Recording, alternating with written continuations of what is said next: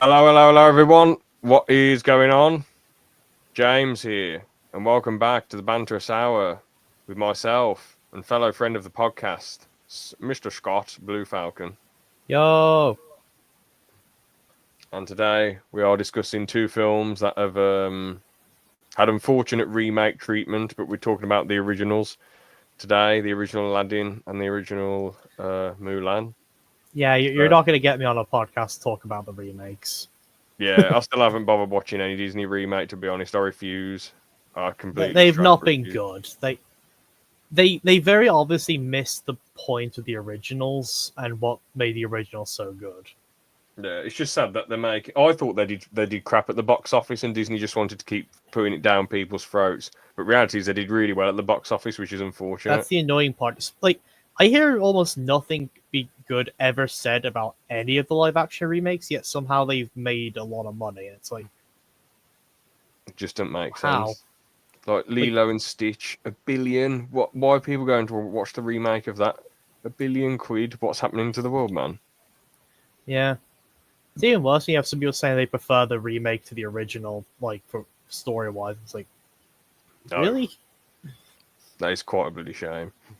I don't know. Like I say, I just try to refuse to watch any of the remakes. To be honest with you, it just Yeah. seems.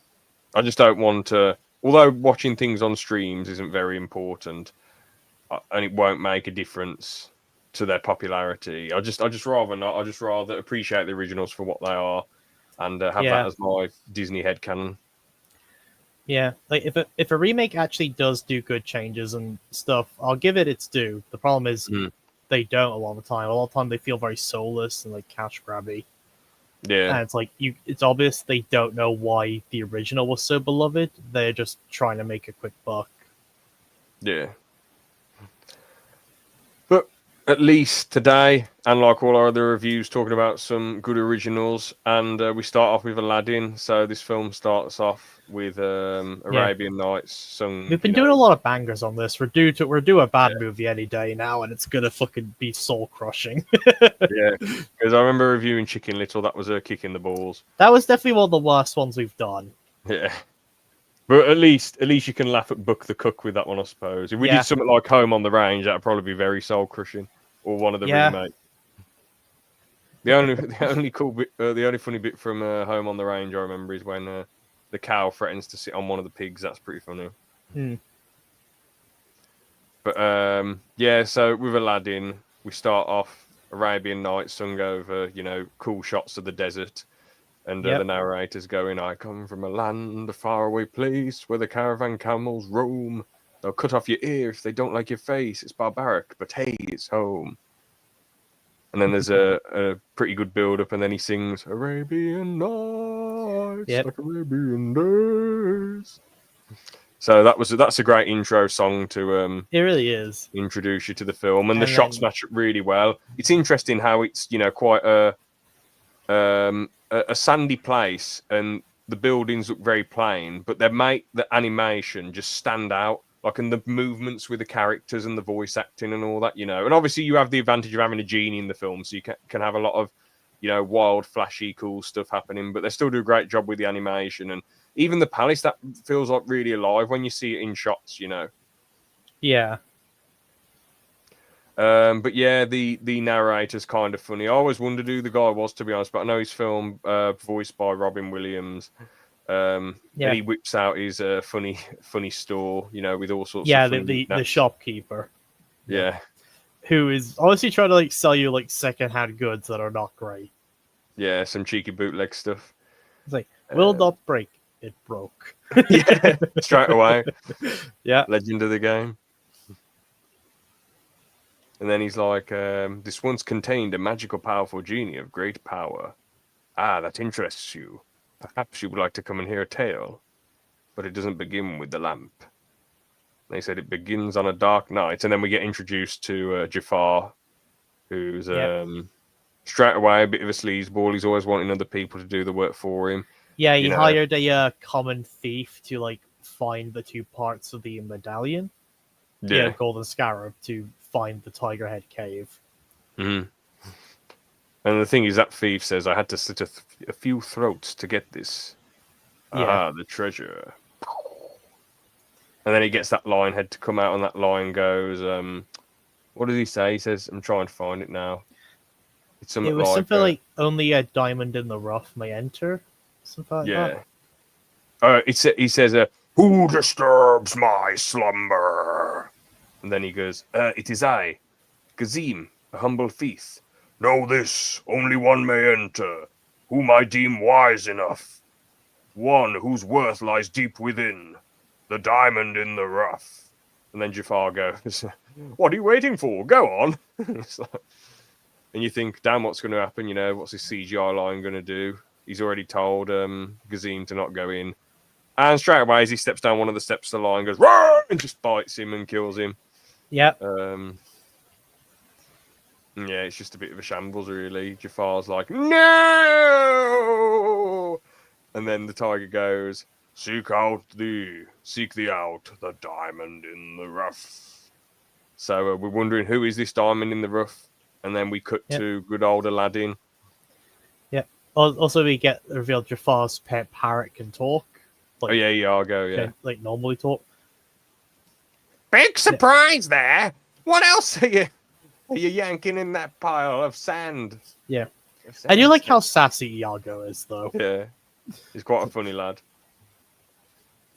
So I'm so not surprised. I feel like I'm going to have a heart attack and die for how not surprised I am. Yeah. Funny geezer. Yep. And that's Stumblebum Gazim has to go and get himself turned into cat food. It's just that his voice, whoever voices him does a really good job. Yeah, I think it's Wilfred Godfrey or something like that. If I remember the name right, I could be wrong. I know he plays birds in other animated things. So, he does, yeah. He has a very distinct voice. Yeah. Like you can imagine his voice. You could very easily tell it's him, like with the voice. I just trying to remember if that's actually the guy's name. Yeah. But yeah, he has a very distinct voice. Yeah, so there's we must find the diamond in the rough, and then it cuts to Aladdin, who is currently being chased by town guards because he stole a loaf of bread. Mm-hmm. And the fucking lengths they're going to over a loaf of bread is kind of insane. Yeah. When he's saying, "I'll have your hands for a trophy, street rat," and Aladdin's like, "All this for a loaf of bread?" You know, it's like, he's right, all this for a loaf of bread? Bloody hell. Yeah. Indeed. Some jobs worth people about. Yeah. And then we get our second song of the movie, which is One Jump. Yeah. Which is basically just the entire song is just Aladdin outwitting the guards, basically. And it's great to see him, mugging them off and him jumping everywhere and parkouring like a champion and just always being that one step ahead. Yep. I wonder why the hookers fobbed him off. Well, I don't know if there were hookers, but the ladies there with that they was saying, "Oh no, it's Aladdin with his life of crime." But I thought everyone liked Aladdin. I thought they all thought he was cool. No idea. But yeah, I guess it is what it is. And then that prince comes in and he's like, "You're a silly street rat, and you'll die, street rat, and only your friends will miss you." So basically a prince is coming in, potentially a new suitor for the princess, and some peasants accidentally got in the way of his horse, and he was about to strike them with a whip. Yeah. Aladdin catches the whip and I think he throws it back at him. So then the guy calls Aladdin a street rat and that. Now Aladdin says the line of, "Look at that, Lalabu, who is Aladdin's monkey. I've never seen a horse with two rear ends." Oh. Yep. So and then the prince says, "You were born a street rat, you'll die a street rat" thing, and then walks off. And the thing is, with Aladdin, you are rooting for him because he's only stealing that bread to survive, and even then he gives the bread to the children, Yeah. Hungry children. Stole it for bread to survive and ends up just giving it to the kids. Yeah. Because he's pretty built for a bloody for a dude who doesn't eat that much. We gotta have a hot Disney guy, that's the rules. Realism doesn't come into factor here on how he would probably actually be look and be built. Yeah. But then we go back to the castle, and you can tell Jafar doesn't really like his job. Just he's always trying to hypnotize the Sultan with silliness. Yeah, so we cut back to the castle where it's like the princess must find a suitor before her before her next birthday, which is in like something like a week or something. And the prince from before comes out with like basically the princess sick to fucking tiger on him as a joke, which I find for the Star Kid musical twist, it actually poked fun at that joke and brought up an interesting point of sicking a tiger on a visiting nobleman. It's actually a declaration of war. Oh, brilliant! Yeah. Well, the Aladdin should have been about something else. Yeah, it's like I actually do recommend watching the Twisted musical by Star Kid. It's really good. That is pretty funny. Yeah. But yeah, they actually do poke fun at that with that joke. That would have been brilliant if that's what Aladdin 2 was about, instead of Jafar coming back again. Yeah. Yeah, because I think he comes in as like he's a visiting noble here on like business of the kingdom, and yet she's sick to tiger. I'm like he was some silly side character, only here to emphasize her reluctance to get married. It's completely pulls on the joke. Yeah, so the prince storms off angry, never comes back again, which again, you think that would be a bit more important considering, just sick the tiger on a fucking visiting royalty. Which again, I'm pretty sure that's considered an act of war. Yeah. Yeah. So then we finally get to meet Jasmine, who is the princess of this movie and the love interest. And she's pretty cool. Yeah, both her and Aladdin are very likable people in this. Yeah. And even when they have their little squabble towards the end with Aladdin lying about being with him lying about being a prince, and then further in the line saying, I only pose as a commoner sometimes for a laugh. Yeah. I feel like they don't squabble too much. They just get back on with things and think, oh, it's whatever. And even at the end when he says, I'm sorry, I completely lied to you, she's like, I get why you did it, So there's no silly lie revealed stuff. They just always... It seems like this film just stays on track, and doesn't fart about too much. They don't really focus on lie revealed stuff too much, yeah. Because even after, because I think the main reason everything goes to shit later, which we'll get into, is actually because Aladdin's not sure he's ready to be a sultan. Yeah, which you think you would have thought about that before doing this whole wish thing. Yeah. To try and get with the princess. You think you would have thought about that. But anyway. Yeah, so Jasmine has told her father about she doesn't want to be tied down, or that she wants to experience things. Her father, not knowing what to do with her, goes to his royal vizier. So basically think of vizier as royal vizier. Basically, it's a person the king goes to for advice and stuff on matters. And the only advice Jafar gives him is his bloody magical staff, hypnotizing him into silliness, like I say. Yeah. Yeah, so it turns out Jafar is the royal vizier, who is definitely plotting to overthrow the sultan. And he has this snake staff, which he uses to hypnotize the sultan to agree to various plans. Now, as we show later, there are some limits to what the hypnotizing can do. Yeah. Which I'll get into that later. And it does wear off, so he can't just say, make me a sultan. Yeah, it wears off, and he can only do minor suggestions. And sometimes he can be distracted as well, when he tries to hypnotize him, and the sultan comes out of the hypnotizing and says, but you're so old, and then he hypnotizes him again. Exactly, yeah. Yeah, so we got that. And it would have been a boring film if he just hypnotized him and became sultan. Yeah. So while they're doing that, Jafar gets a ring off the sultan, which he says he'll need in order to help with the matter. Yeah. Which he actually uses the ring to try and find whoever the diamond in the rough is, using some kind of sorcery thing. And while this is going on, Jasmine has snuck out of the palace and is now among the common folk, but she clearly does not know anything about the common folk. Yeah. Because whilst She walking doesn't around the realise. stall, she accidentally steals something, thinking she could just walk up Yeah. and grab it. And then she goes, pay? And then he goes, no one steals from my cart! Yeah, it's like, I don't have any money, but if you give me a moment, I could just go get some from the Sultan. It's like, Yeah. girl, do you fucking Please! hear yourself here? Yeah. Do you Yeah, know the look, penalty for stealing? Aladdin, seeing this, steps in and manages to calm the guy out of like letting the matter go by convincing that Jasmine is his sister, who is not quite right in the head and sees things, Yeah.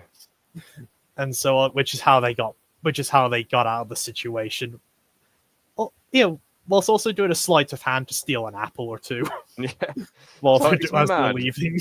It's mad how much Aladdin's willing to risk all the time. He's risking his hands, well, one of his hands or both his hands being cut off every time he steals something. Yeah, He's that bloody exactly. confident and skilled in his abilities to evade the law. Yeah. But I guess it's a choice of, do I eat tonight or do I bloody risk losing my hands? Yeah. I guess in Aladdin's defense against most thieves don't have a psychic monkey who's willing to pickpocket for them as well. True, yeah. I thought you said psychic monkey then. I thought, how does Abu know the future? But no, sidekick monkey, yeah. Yeah, he's pretty slick, isn't he, Abu? Yeah, but Abu is pretty good at like that sleight of hand. Yeah. Like that's what I like. Is like while you have Aladdin doing his usual stick to like outwit people and like confuse them, if you look at Abu is always pickpocketing something during those bits.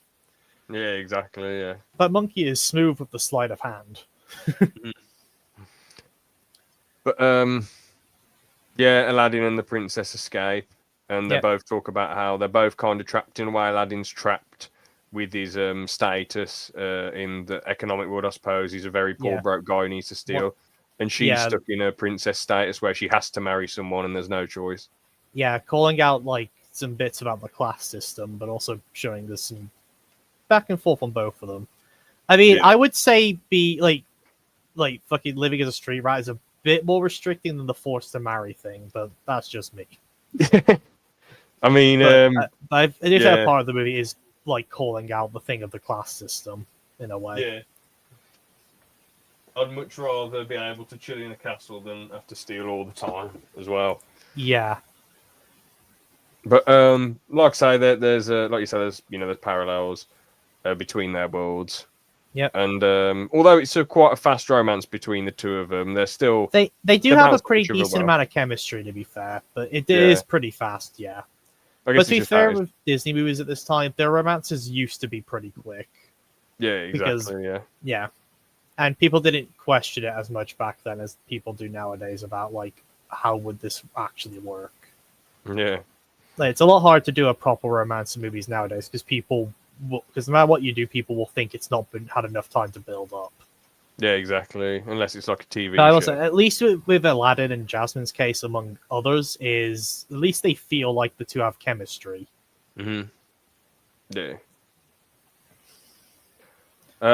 But there's a cool scene where he's like, "Do you trust me? Do you trust me?" And they jump and land in this, I don't know, in this hay or seeds or whatever it was.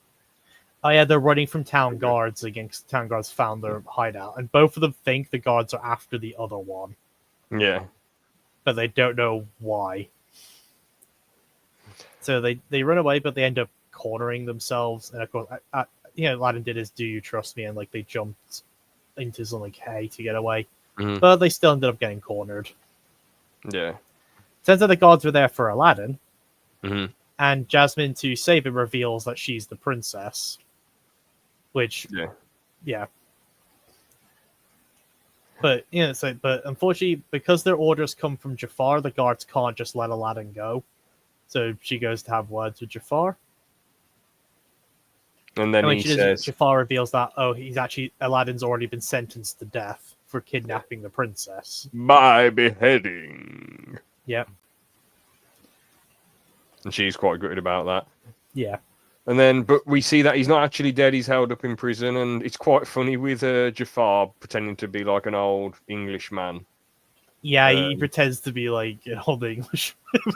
Not really, but it's still because of obviously the smile missing like 1,000 teeth. Yeah, Whoever. You ever heard of the golden rule? He who has the gold makes the That's it. That's what I was rules. trying to say.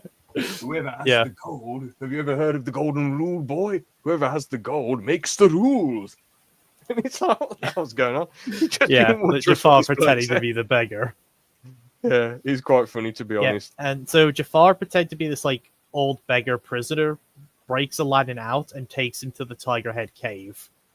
Because as we Yeah. established earlier, Jafar used the Sultan's ring to find out who the person was. That's the diamond in the rough. So he knows this is the right one this time. Yeah. And then they both roll up to the tiger, Yep. tiger head again, and he goes, "Who disturbs my slumber? It's me, Aladdin. Know this, only one may enter here, whom I deem wise enough. Yeah. One whose worth lies deep within the diamond in Oh, the the rough." Tiger Head actually doesn't say that the second time when Aladdin comes by, funny enough. He says it does on the script. I don't remember him saying that the second time in the Yeah. movie. It I think he says, says that before Aladdin reveals his name. Once Aladdin says it's Aladdin, the Tiger Head cave tells him he may enter, but only touch the lamp. At least from the version I remember. Yeah, I do actually remember what you're saying now. I'm just going off the script. Yeah, This is the theatrical version, to be fair. It's like, at the start when it says about cutting off you if you don't like their face. yeah. In the DVD version, it's different. It's The DVD version there. Yeah, I wanted to mention that as well, yeah. The Which I don't DVD get why version, they've it's actually changed a different line they use. Yeah, it's a bit strange. Yeah. Yeah, so the Tiger Head cave asks who it is, and Aladdin obviously says it's just Aladdin. Yeah. And the Tiger Head squints his eyes for a second, and then says he may enter but touch nothing but the lamp. The lamp. Yeah. And so he goes down, and there's just piles and piles of gold inside this cave. Yeah. And of course, Aladdin has to try really hard to get Abu not to pickpocket any of it. Yeah. Because Abu immediately tries to. Yeah, straight As they away. go through, they of course run into the magic carpet, which just starts following them around. Yeah, Magic Carpet's quite a cool geezer. Yeah. As they make their way through, they finally come to this one empty chamber where there's the lamp on a pedestal. And as Aladdin is going up there to claim the lamp, Abu sees a big diamond and just can't help himself but to go grab it. And of course, Adam's like, this is what we came in here for, just like looking at the lamp. And then Abu grabs the diamond and the cave's like, basically calls them fucking idiots, and now they're gonna die in here. because they touched anything but the lamp, like he said. So the money in the cave starts to turn to like lava or something. Yeah, it orders, yeah. All the gold. It's pretty dangerous. But they using the magic carpet, they fly towards the entrance, but they get halted at a bit, and Aladdin's asking old beggar Jafar to pull him up because to get out of the thing. And Jafar's like, "Give me the lamp." Yeah. As soon as Aladdin hands the lamp over, Jafar pulls a knife out ready to shank him. He goes, "Yes, at last!" And then he raises the dagger. He goes, "What are you doing? Ending your miserable life, you stupid little urchin." And then Abu climbs up. You look at the theatric version again. I think what he says is giving you your reward, your eternal reward. Yeah. I'm going to see if I can find a different script for it. Yeah, see, I think you're using the wrong script. Because I remember that now, after you just said it. Yeah, I thought the urchin line was said at some point, but I think it's a different point in the movie. Yeah.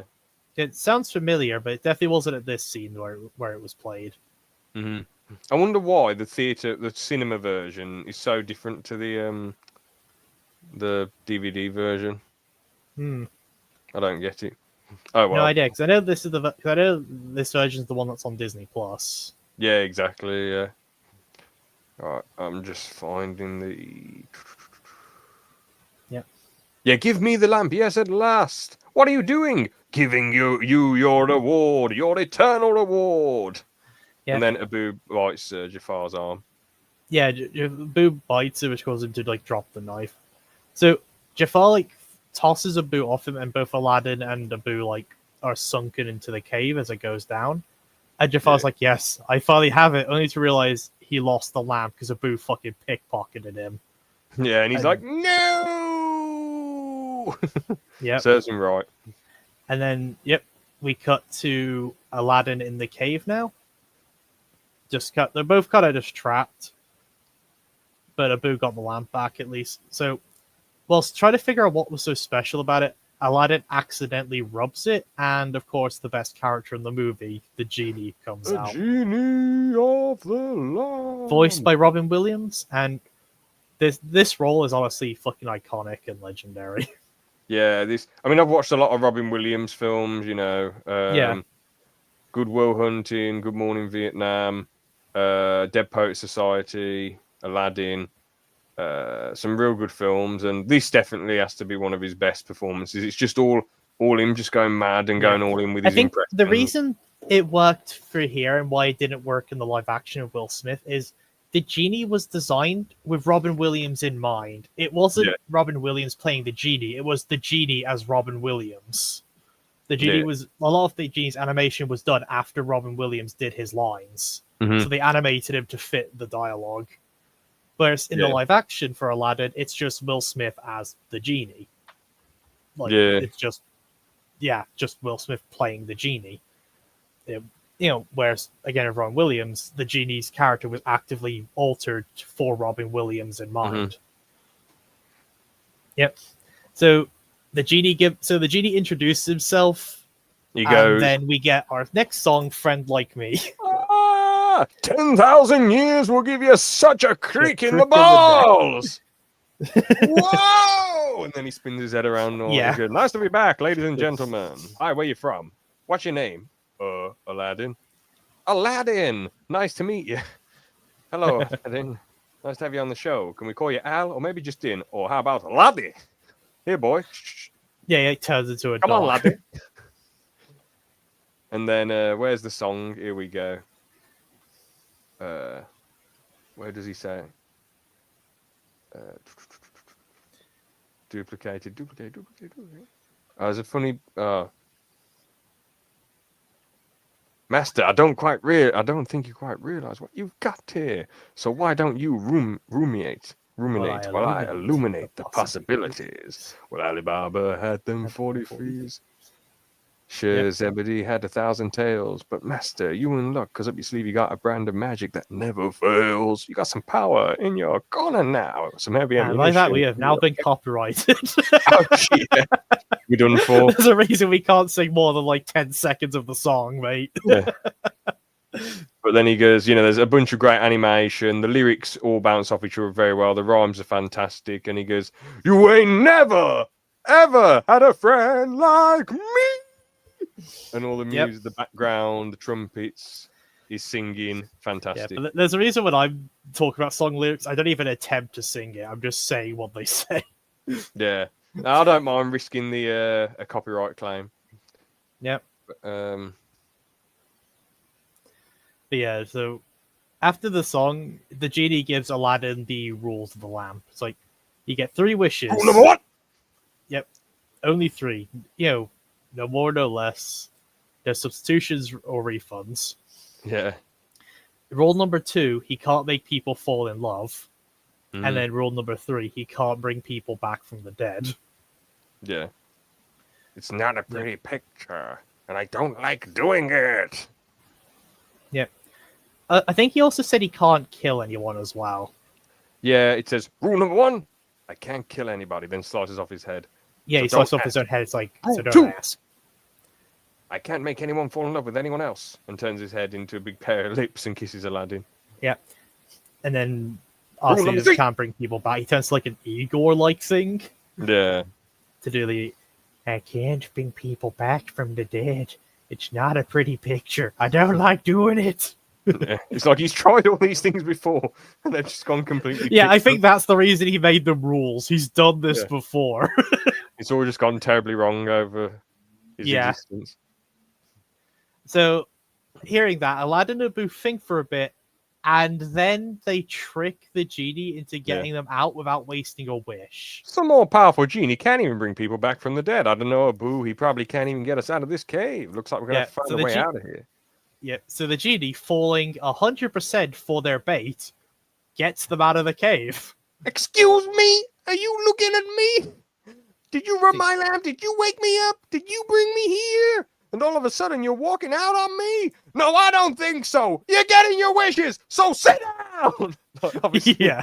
it looks mad when I'm doing it, but the animation's fantastic. The animation's voice great. acting deliveries just brilliant from Robin Williams. And so the genie, like, basically using his magic, flies them out of the cave on the lamp. And then we cut back to the palace for a bit where Jasmine is just really upset, obviously, and basically says one good thing will come about her being Sultan. She'll have the authority to get rid of Jafar. Yeah. And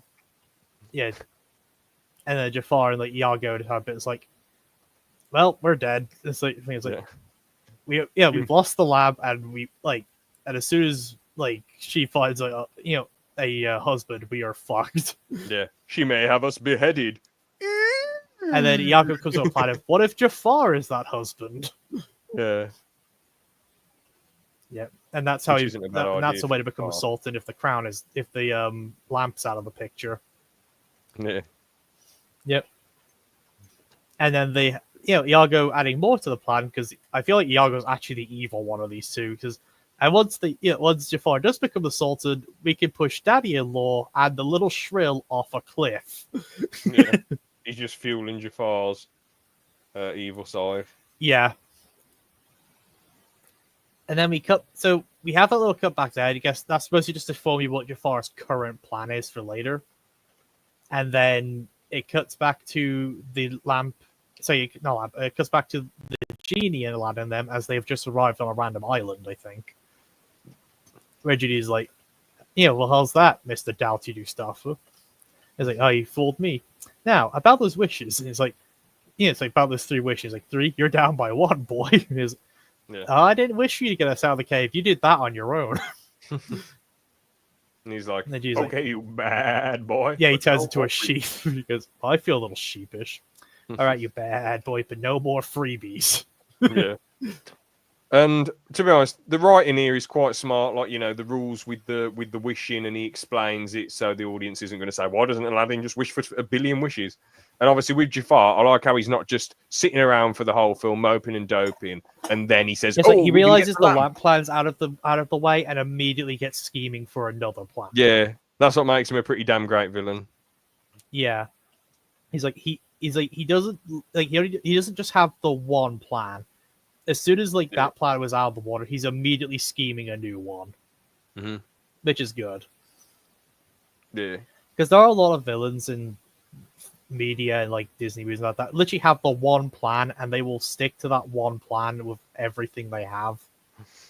Even if the plan completely backfires and isn't feasible anymore, they won't go for an alternative.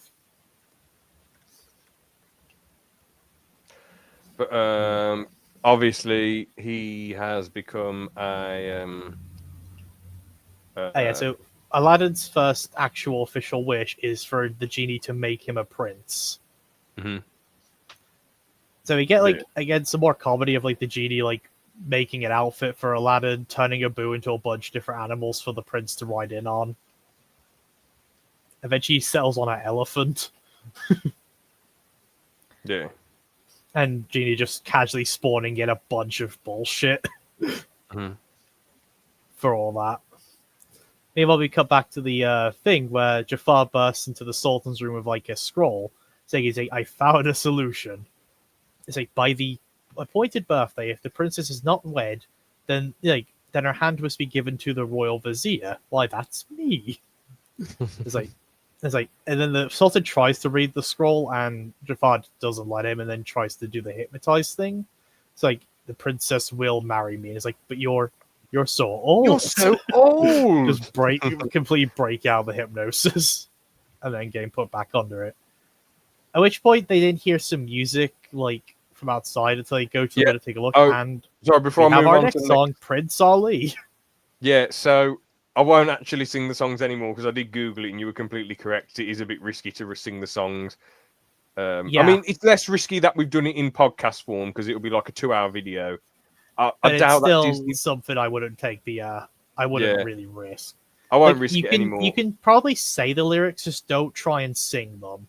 Yeah, Because I've done that in other ones before as well. Where like I haven't sang the lyrics, I've just said what they are. yeah.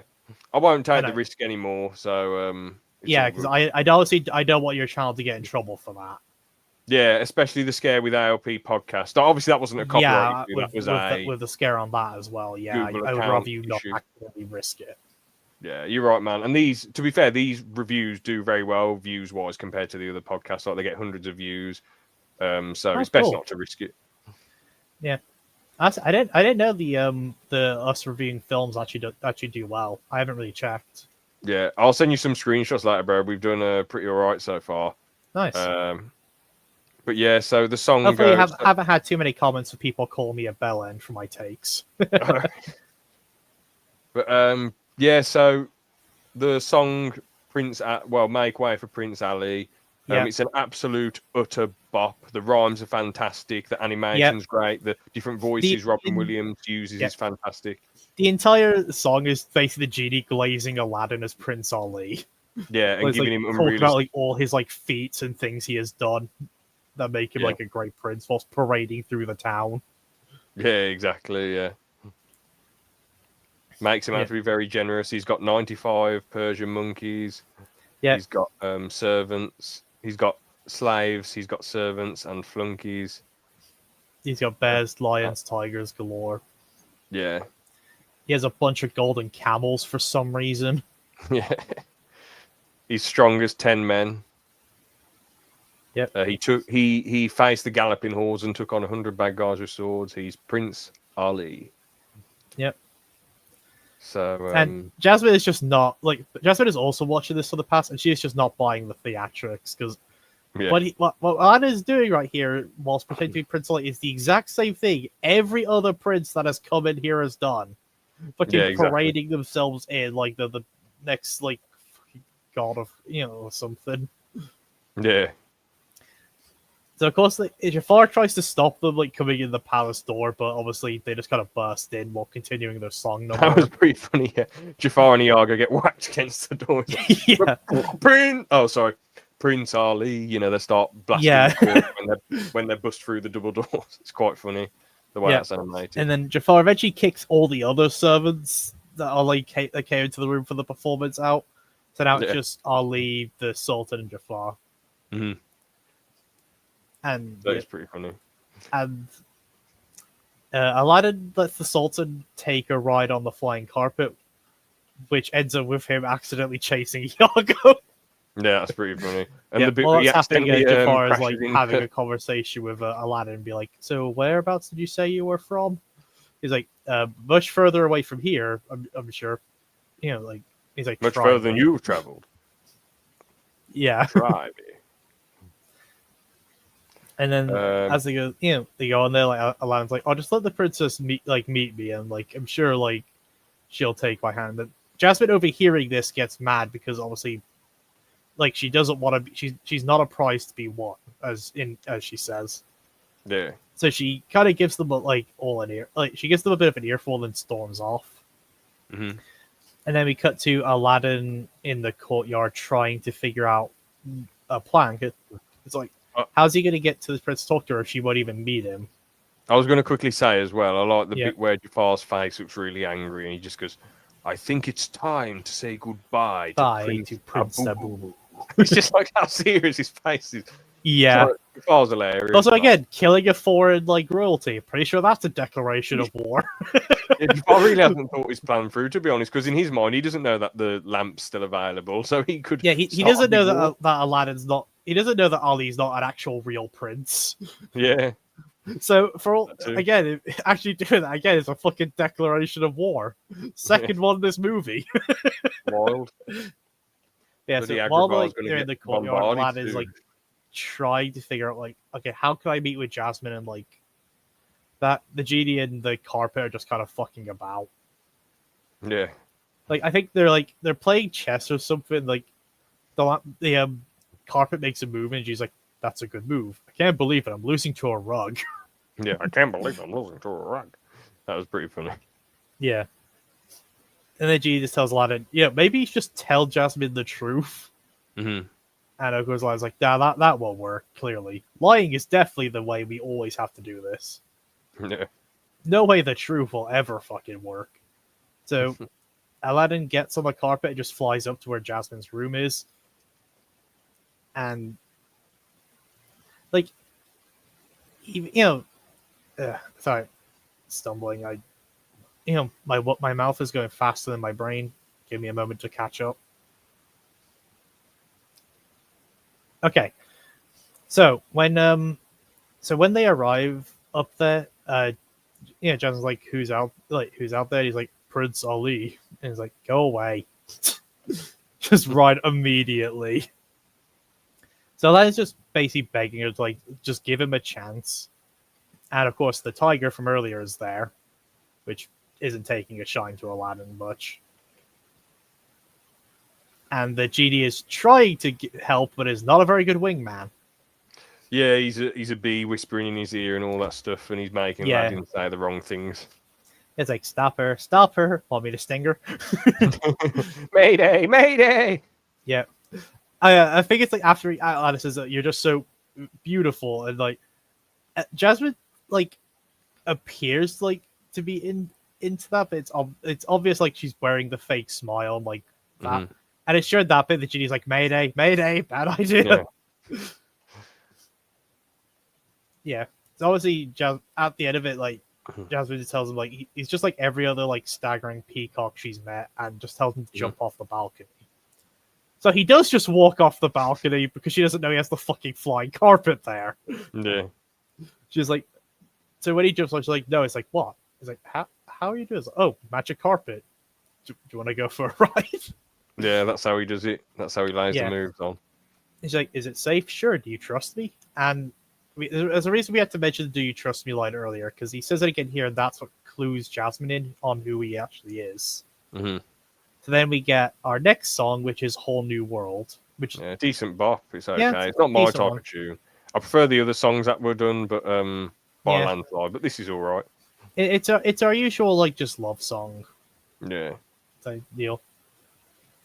At the end of it, like Jasmine does that drops it. It's a shame Boo had to miss this. And it's like, nah, he hates fireworks, and immediately realized he just outed himself. So it doesn't like, so you are the boy I met that day at the farmer's market. Why did you lie to me? And like she wants Aladdin to give her the truth, which obviously he can't really say what the truth is. So he just convinces her that, oh no, like I actually am always a prince, and it's like to occasionally dress as like, a commoner to go around the common folk. And Aladdin, Jasmine seems to buy it, and decides that she's probably going to marry like Ali. And when they like fly back, after dropping her off, and Aladdin goes back down to the courtyard of the carpet. They are ambushed by the palace guards and kidnapped. I just think it's wild that a few palace guards, but he whooped an elephant. Like, how does that happen? It doesn't. Well, they've got his swords. The elephant should have really just squashed them instantly. Yeah. I guess Abu's the brain of a monkey still, so he probably doesn't realise how strong he is. Yeah, probably. I'm afraid you've worn out your welcome, Prince Abubu. Yeah, so Jafar tells the palace guards to tie Prince Ali up and throw him into the lake. Yeah. Which, again, you think the palace guards would kind of like question the fact that Jafar is clearly telling them to kill a foreign royalty that's visiting. Yeah. But Jafar, this will start a war. Oh well. Yeah, you think they would have called attention to that. Yeah. Also, no, I am not going to let that point go. Yeah, I don't blame you, because it's such a big risk for them. Why would they risk getting bloody bombarded with soldiers? Yeah. The palace guard doesn't look that tough, to be honest with you. They got outwitted by Aladdin outwits him constantly in the movie. Yeah. I don't think 20 soldiers are going to beat bloody an army of 2,000. 20 very especially in the Prince Ali song, said he has 2,000 men or something like that. He has a yeah. But the I whole think point of even that the song was golden telling you camel everything Prince Ali has Yeah, I think at the his golden disposal. camel could probably beat the royal guard. To be honest with you. Yeah. So then Um, he's tossed in, and whilst like struggling around whilst in the water drowning, he accidentally rubs the lamp, and the genie comes out. yeah. But obviously sees Aladdin like tied up and can't give his wish. Like, I'm sorry, pal, I can't help you unless you say a wish. You need to say, Genie, I wish for you to save my life. But Genie does it So anyway, which is pretty good. I think it's like he sees some bubbles like rise out of Aladdin's like face. Like, I'll take that as a yes, and like counts that as Yeah. the wish. And like, Because at the end of so the day, Genie would have been stuck at the bottom of the ocean, probably forever, potentially anyway. yeah, If he didn't get Aladdin out of it, and also like Al's his friend, yeah. he's He got to says help he's him. starting to warm up to him. Yeah, Yeah, start to warm up to you, kid. You know. yeah. So then we come back. We're to the palace where like Jasmine is in kind of like love struck, I guess. Yeah. And she like her father comes in. He's like, "Oh, father, I've got like wonderful music. So have I. You shall marry Jafar if he's Yeah. in hypnotized state." You're speechless. I see. Yeah, Fine like, quality I to wife. I chose think this guy's Prince such a Ali. pillock. Funny though, Yeah, very funny. he's like, I'm afraid Prince Ali left, and then Aladdin pops in. It's like, and Iago almost outs that he can talk naturally because he goes, "How in the I mean, Yeah. what?" Yep. Better And then- check your crystal ball again, Jafar. Yeah. And then Aladdin like tells us like says like Jafar tried to have him like murdered, and it's like, Yeah. but obviously the salt is still hypnotized at points. He's like the prince. Yeah, he's like he's obviously lying. He's like obviously. Yeah. And then Aladdin realizes it's the staff, so he takes it and breaks it, which breaks the Sultan out of the trance. Mm-hmm. And then the Sultan like orders the guards to arrest Jafar, Yeah. but Jafar like pulls out some vial of something and like throws it on the ground, creating a smoke like cloud, and he flees. Mm-hmm. And Yep. even then, even when Iago, the more evil one, it seems at times, as you said earlier, when he's like, "We gotta get out of here. I gotta start packing, Your Highness. Only essentials. Travel light. Bring the guns, the weapons, the knives. And how about this picture? I don't know. I don't think I'm making a weird face. I think I'm making a weird face." And Jafar's just laughing his arse off, and it's like Jafar. Yeah, still has because a plan. whilst he was fleeing, he saw the lamp. Yeah. So Jafar's always scheming and 2 steps ahead, which is again, it still means for a competitive battle of wits between Jafar and Aladdin still. And then we have the genie saying, "Oh, you're going to wish me free now. You're fine. You're sorted, Al, aren't you? You've had your 2 wishes. You're sorted." And then I was like, "I need you around because you made me a prince. I'm not a prince, and they want me to be sultan." And he's Yeah, like, "Oh, and Aladdin's debating using his last wish just to put everything back to normal because he's not sure he's ready to be sultan. yeah, Which again, you think you would have thought about that when you're going to marry the fucking princess? yeah, exactly. That is a bit of a Like, I weird do logic. love this movie, but there's a lot of moments like this where it's like the characters clearly did not think a little bit extra about what they're doing. Yeah, But you got moments like this in any movie or show. You gotta like just take like the you just gotta like let it go and just like go on. But doesn't mean I'm not gonna poke fun at it in these reviews. yeah, of course. Iago steals a lamp off of Aladdin. Oh yeah, 'cause- Iago like pretends to be oh, yeah. Jasmine's voice Oh, to lure Ali! Aladdin away from the Oh, lamp, and Ali! then goes and takes it. Oh, Ali! And then he comes out to look for her, and then he steals it. Yeah. And with Genie, no! and with that, Jafar makes his first wish to become the Sultan. You vile betrayer! That's Sultan vile betrayer to you! Oh, yeah, well, we'll see about that. Oh. He's like, he hasn't got the Aladdin. Finders keepers are boo-boo! Yeah. And then it's funny when Jafar does the parody of the Prince Ali song, exposing Oh yeah, like Aladdin. so before as a that, regular like bloke. he's like he realizes they're not gonna like bow to him even though he's the Sultan now. So he makes his second wish is to become a sorcerer instead. Mostly he wants to become the most powerful sorcerer in the world. You know what's funny And- when the Sultan's there with his briefs on and all his clothes off and his belly out, he's like, "You will bow to me," and he's about to bow, and then Jasmine's like, "We'll never bow to you," and it's like, it's just funny. Yeah, You rewatch it he back. is about to bow. Yeah, I mean, you can't really blame him. He's an old geezer who's up against the genie and some horrible bloke. Yeah. You know. And then after making that wish to become a sorcerer, he then does a parody of the Prince Ali song, Yeah. basically unmasking all of Aladdin's like lies up to this point, Yeah. and then launches Aladdin away to supposedly the ends of the earth, but the carpet went with him. Yeah. So the carpet basically picks Aladdin back up, and they just fly back. Like so that scene barely like goes on for like a couple of minutes. Hmm. But they come back to see that Jafar's kind of just like lounging around, and Iago is stuffing crackers in the Sultan's face. Yeah. Yeah, and I'll admit Jafar's a little creepy in this scene. Yeah, like, isn't Jasmine... Again, Disney princesses' ages shouldn't be brought up that much, because I honestly thought most of them were adults, because they're all voiced by adults, but apparently a lot of them are like, I don't know, 17, 16, 15, 18. But in this movie, I think, Jasmine is not of legal age in this movie, canonically. She's 15, because the whole plot is that her birthday is coming up and she needs to be married by then. Or at least find a suitor. Mm-hmm. So, but Jafar's also, about, like, the what? fucking age gap between her and Jafar is, obviously, I mentioned earlier by the Sultan, pretty vast. And Jafar's just generally being a very big creep about it. Even like tries to use his last wish to force like Jasmine to fall like madly in love with him. Mm-hmm. And even though the genie's tried to explain to him that he can't do that because of the rules, Jafar is not listening. Yeah, he's saying, "You do as I say, you stupid slave." Yeah.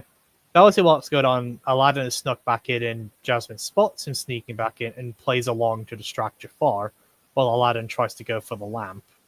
Yeah.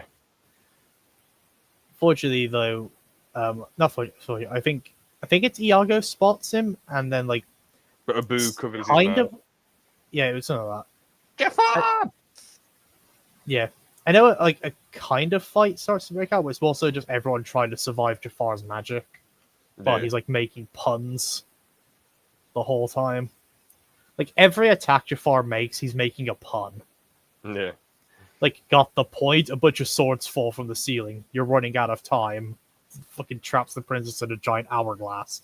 Yeah. Things are unraveling. Unravels the carpet. Mm-hmm. So every attack he makes, he's fucking making a pun. Yeah. And I've got to say, though, you know, Aladdin's trying his best to fight him when he's a big snake.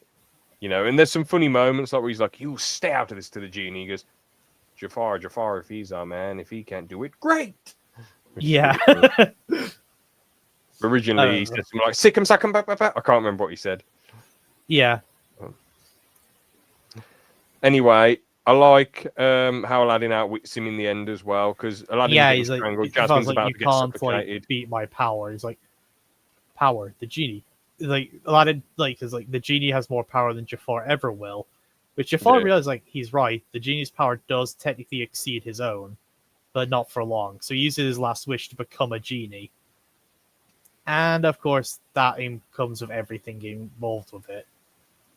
So Jafar gets trapped in a lamp as well. Yeah. Yep. And he does technically pull Iago into the lamp with him while he's, like, grasping at anything to not get pulled in. We have to mention that in the off chance we go and talk about the sequels. Mm-hmm. Because I don't believe it's on the card. You never know. Mm-hmm. I mean, I watched The Return of Jafar. I mean, I wouldn't... Maybe down the line, I wouldn't mind talking about it, but not anytime soon. Yeah. I just felt in the mood we have to mention that because obviously that's important for Return of Jafar. Because because it becomes... He's the only one in that film to actually have an arc, Iago. Yeah. Everyone else just... Return of Jafar is not... Like, it's very, like, direct-to-DVD sequel. Yeah, it's just like a very below-average film. Yeah. I wouldn't say it technically acts as the pilot to the Aladdin TV show, because this is also during the era where any Disney property that was doing mildly well had to get a TV show, or at least attempt to get one. Because we have, like, Tarzan did well, so they got Tarzan and Jane, which was like a quote-unquote a TV movie, which is actually just 3 episodes, which act as the pilot to the TV show. Yeah. There's also the case, for example, with Atlantis 2. It was a direct-to-DVD movie. It was actually just 3 episodes in an attempt to get a TV show. Cinderella 2, same thing. Three episodes for a TV show. Yeah, it was just during that era where Disney were trying to get everything a fucking show. Yeah, pretty wild. Yeah. But yeah, But anyway, very witty how Aladdin beats Jafar, making him turn himself into a him genie to, like, because of making the genie wish and then getting trapped in a lamp. Jafar's desire for power. Yeah. Yeah, great film. The And as genie's the the genie best. mentioned earlier, phenomenal cosmic power, itty bitty living space. Yeah. Yeah. So after everything kind of gets put back to normal, but Aladdin still has his last wish, and whilst he's technically not a prince anymore because Jafar undid the previous wishes, like the genie says, like, oh, you can wish to be a prince again and so on, but Aladdin decides instead to wish for the genie's freedom, like he should have done. Because this whole thing with Jafar wouldn't have happened if he had just kept his promise and did that wish before. Yeah, because the genie might have stuck around and helped him for a bit. Yeah. So he wishes the genie to be free, and then the Sultan decides, oh yeah, I can just change the rule that the suitor has to be a prince, right? Am I Sultan or am I Sultan? Yeah, it's like, right, that was an option this whole time. Yeah. So, so Jasmine and Aladdin, like, get engaged, I guess. I say engaged because the third movie is around their wedding. Like the King of Thieves. Is that sort of like the finale? I know he meets his dad in it, doesn't it? Yeah, so King of Thieves is is like the final to the TV show, and it's the movie where Aladdin and Jasmine actually get married. Is it any good, would you say? I would say it's alright. Oh, cool. I would say if I had to rank them between the three, I would say Aladdin first, then I would say King of Thieves second, and then last is Return of Jafar. So you say it's just like a above average film? Yeah, I'd say it's not terrible, but it's you gotta look at it through the lens of it's clearly a TV like finale for the TV show. Yeah. So you gotta look at it through the lens of that. It's the same with like the Lilo and Stitch one, Leroy, like yeah, where you had the one Lilo and Stitch movie that acted as the pilot to TV show, and then you had Leroy and Stitch, which was the finale. The same goes here with Return of Jafar and King of Thieves. Mm-hmm. It one's the pilot and one's the finale for the TV show. Yeah. Fair comment. Yep. But yeah, I guess I'll just quickly give my analysis of the film. The genie's fantastic. Jafar's a great villain. Aladdin and Jasmine bounce off each other really well. Abu's a sound bloke. The carpet has a lot of personality just for a carpet. Some of the CG, like when they're on the carpet ride, is a little bit weird. Like when they were trying to escape the cave. Yeah, but you gotta think of how long ago this was. CG was still relatively early in those days. Yeah, I mean, Jurassic Park didn't come out by then, so they were doing even then. Jurassic Park mainly used animatronics. Yeah, true. But so there wasn't that much CG back then, so you can forgive some of the bad CG. And the lion CG. I'll say CG is an interesting case because despite the fact it's been years and it's advanced, somehow it looks worse than it did back then. I think it peaked from 2000 to 2007, and then after that it slowly got worse and worse and worse. I think it was like over reliance on CG made it stand out more, so people started noticing the flaws more. Because I would say CG peaked with fucking Davy Jones. From Pirates. I was gonna say his CG is so good even today. Like it's Davy Jones's CG even today is fucking phenomenal. They did so good on that. Gollum was brilliant as well in Lord of the Rings. Yeah, but I think it's a case of their over reliance on CG that it stands out too much. Yeah, and also a lot of the time when they use CG for like characters like Gollum and David Jones, they're often when they're seen, they're in darkish scenes. Yeah. So the darker light helps hide the flaws of the CG more as well. Yeah, exactly. Like you can't really have CG things walking around in bright light because the flaws are more visible then. Yeah, true. Yeah, because think about there's very, very few scenes in Pirates 2 and 3 where Davy Jones is in any kind of lighting. Yeah, the only one I can think of is the one where they're all negotiating on the sand. The one where he's like standing in the bucket of water because he can't step on dry land. Yeah, that's the only one. Yeah, that's the only scene where Davy Jones is in any kind of light. Really, Oh, I guess technically when he sicks the Kraken on them as well Oh after the yeah. jar of dirt scene. I got a Jordan. I got a Jordan. Ah! Yeah, but like 99% David Jones' screen time, there's no lighting, so the CG is harder to see the flaws of. Yeah. Yeah. Well, all I'll say with Aladdin, I'll give it a 8.5 out of 10. Very great. Enjoyed it a lot. Easy watch. Hella fun. I would agree. Yeah, I'll say 8.5 as well. Aladdin is also quite good. Yeah. Yeah, and obviously I was poking fun at some bits. Those are just me like poking fun at like bits in the story where it's like, obviously it's a movie, can't take it through like the lens of a real life thing, but it is just funny to look at it in the sense of, if this was in reality, all of these bits would have been a fucking declaration of war. Yeah, there would have just been a load of soldiers would have showed up and just took over Agrabah. Yeah, so that's the really funny thing. Which, again, Twisted, the musical by Starkid, which again I heavily recommend anyone here to watch who, if you like Aladdin, because it recontextualizes the story in a really cool way. They actually do bring up the fact that, but they also bring up again the declaration of war in the sense of the fucking prince from the beginning actually does return at some point in the movie with his army. Because, fucking suck the tiger on visiting royalty. Yeah. Anything else you want to say about Aladdin before we move on to Mulan? Nope. Not that I can think of. So, alright. So that's going to be Aladdin. Now on to our next movie, which is another pretty good contender, I would say, for like a top Disney movie. Is Mulan. Now this one is actually one of my favorites. I wouldn't say it's my favorite Disney movie, but it's in my top 10 list. I actually do love this movie.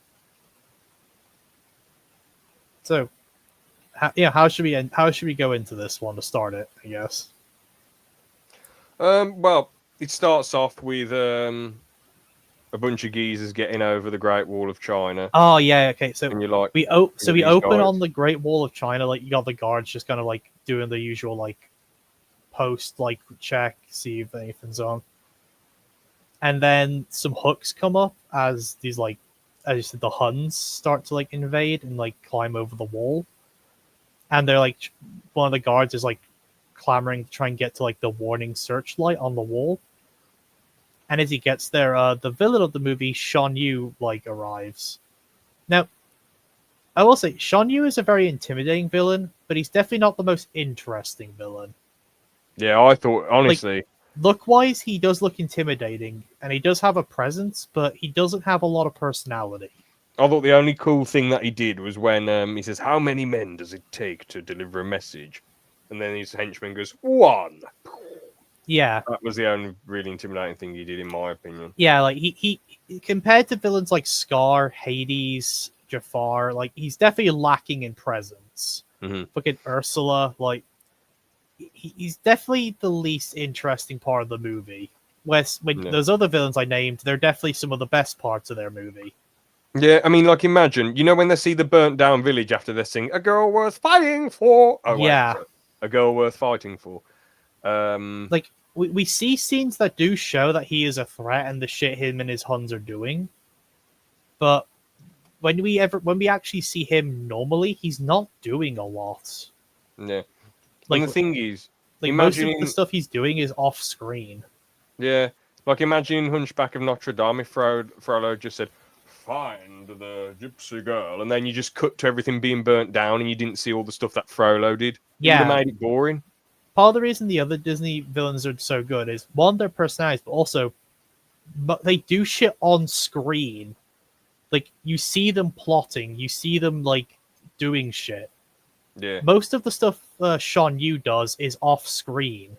We very rarely see him actually doing anything. You just see the aftermath of what he's doing. Yeah, I mean, imagine if everything Scar did, he just said, "Go and sort this out," and then it just cuts to like dead Mufasa. You don't know what the hell's going on.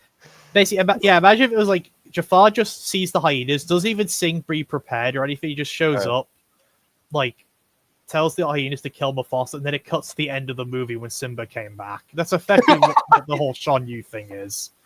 Am I wrong? No, That's how little we unfortunately. see Shan Yu in the fucking movie. That if we were Unfortunately, to you are equate correct it on to, that one. to Lion King in terms of Scar's screen time and screen presence, it effectively would be the equivalent of as soon as Scar says their plan is to kill Mufasa, it would just cut to the end of the movie when Simba comes back. Yeah. And again, like, he does have some presence. Like, when he is on screen, he is intimidating. It's just he doesn't do anything. Hmm. Very Like, true. we're only just seeing aftermath of what he's done. We never actually see him do it himself, properly. Like, even the how many men does it take to deliver a message? His henchman's the one that does that. Like, the shot, Yeah. not him. Yeah, exactly. Like, we don't see him doing anything. Hmm. Yeah, so anyway, they light the searchlights, which goes across the whole wall and gives us the meme of now all of China knows you're here, which has been used for any kind of stealth game. Oh, I didn't know. Yeah, I see, so any game that like primarily has stealth as its main thing, I see people use the meme of now all of China knows you're here whenever you get caught. Yeah. But yeah. But it reveals that, oh, that's what Shan Yu wanted. He wants China to know he's invading. Yeah. Yeah. And even his motive to why he's invading is kind of shallow. Yeah, he's just like, the Emperor invited me. Yeah, it's like, by building his wall, he challenged my strength. It's like, Yeah. that's really your whole motive. Oh, they built a wall. That was clearly seen as a challenge to him. Yeah. Yeah. Wild. So after that, we cut to the Emperor, where it's like, Your Highness, the Huns have invaded China. It's like, what? Impossible. No one should. Like, the Emperor's advisor goes, what? That's impossible. No one could get past the Great Wall. And it's like Shan Yu is leading them. Which, by the fact I know who Shan Yu is I mean, was Shan Yu a Hun, or was he like a person who like left China and is now Yeah. serving the Huns? It's not Or explained. Is took, it? they don't really explain that. I think it probably is something that explains it. I just don't know where it is. Yeah. But the fact like they say Shan Yu is leading them makes me think that Shan Yu wasn't originally a Hun and just someone who took over. Hmm. But either way, yeah. So the head of the guards is, I'll order my men to like surround your palace, and the Emperor goes, no, send your men to protect my people. Yeah, that's pretty And noble. I say, because we're in times of war, we'll have to recruit more soldiers. And the Emperor goes like, same as how like a single grain of rice can tip the scale, one soldier could be the difference in this battle. And then Yeah. it cuts to Mulan, who is definitely one of the better characters in this movie. For sure. Yeah. So I do like that they set up really quickly and early that Mulan's kind of eccentric but intelligent. So we see that she's late for something, and she's like writing something on her arm, probably a cheat sheet. And then she realizes like she's late to the thing, and she's behind on her chores. So she like, to try and get some of her chores done quicker, she like goes to like the dog, puts like a bone on a stick in front of him, and then ties like a bag of like chicken feed to his back. So when the dog runs around trying to catch the bone, he's like spreading seed everywhere for the chickens to eat. Meanwhile, we cut to the dad who is praying in the temple that Mulan doesn't fuck today up. Yeah, like this has happened before. Oh, it probably has. But there's even a bit where it's like, oh, great ancestors, please guide Far Mulan. And then like the dog runs in with the seed, and the chickens all And the dive in. chickens are all And, over like, the place. he doesn't even acknowledge that, which implies this has happened before. And it's just like, please. Yeah. He's finding cheeky shortcuts for her chores. Yeah. Like I said, they show that she's intelligent pretty quickly by her doing stuff like that. Yeah. Which is good, because, again, part of Mulan's main thing of her character is she is actually quite smart. For sure. And that is important, because that, again, is how they actually end up winning the day later. But we'll get to that when we get to it in the movie. So Mulan like comes up and is like tells her that like remember the doctor said you need 3 cups of tea in the morning, 3 at night. And it's like Mulan, aren't you running late to like the matchmaking ceremony thing? And he's like, oh right, yeah, I was about to head down there now. And then it cuts like somewhere in the village or like the mom's there's like of all days for her to be running late. And like praying to the ancestors again. And it's like then the grandma, another goated character. She's pretty funny. Yeah, sign me up Yeah. to the next war. Yeah, she comes like, what good can they be? They're dead.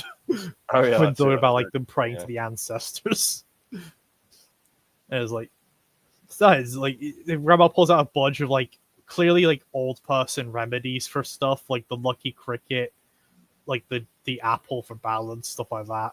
Yeah, she risks a lot. She holds the cricket in the glass. Yeah, she and freaking walks holds across the road. lucky cricket and just like covers her eyes and walks across the street, causing several carriage crashes. Like several people got injured, and she's just like, "Yep, this cricket's a lucky one." Yeah, lucky for her, not for the rest of the people. Yep. And then, like, and then Mulan finally arrives, and they start getting her ready for the matchmaking thing, and we get our first song of the movie, "Bring Honor to Us All." Yeah, it's okay. Isn't it? Yeah, it's an alright one.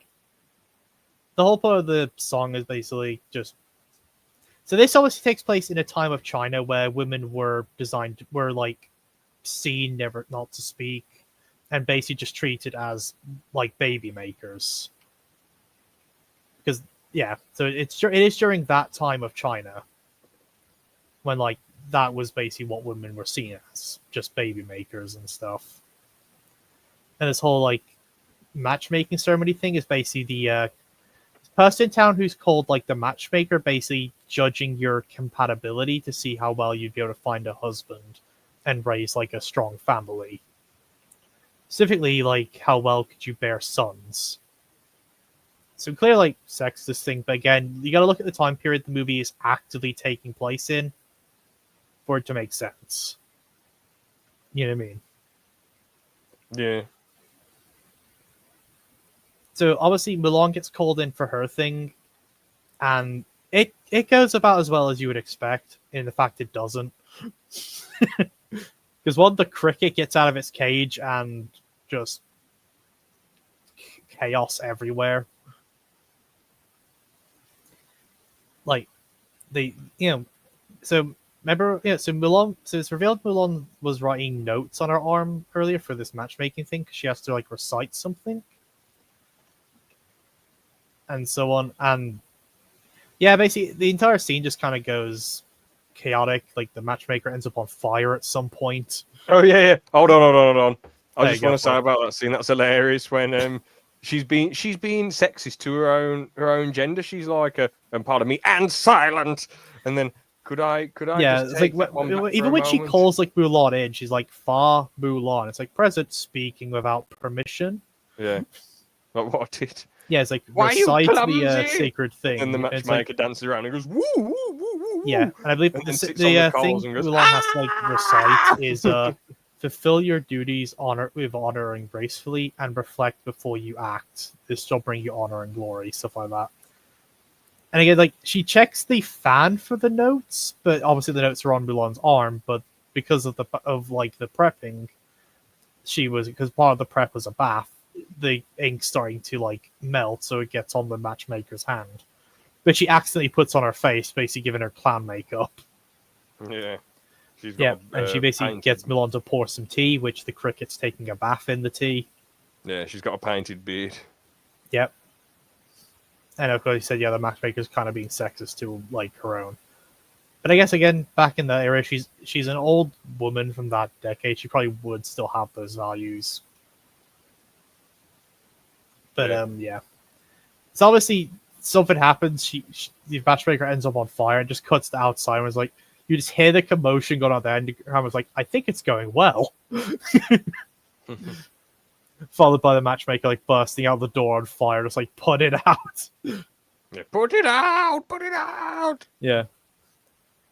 And then she says, you might look pretty nice. You might Yeah, look it's like pretty. you may look like a bride, but you'll never bring your family honor.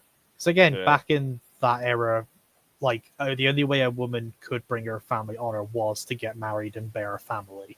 Mm-hmm. Again, more specifically, bear a son. That's the important notion of that. Yeah. Because even one of the things when she first goes in, the matchmaker's like too skinny, not good for bearing sons. Stuff like that. But yeah.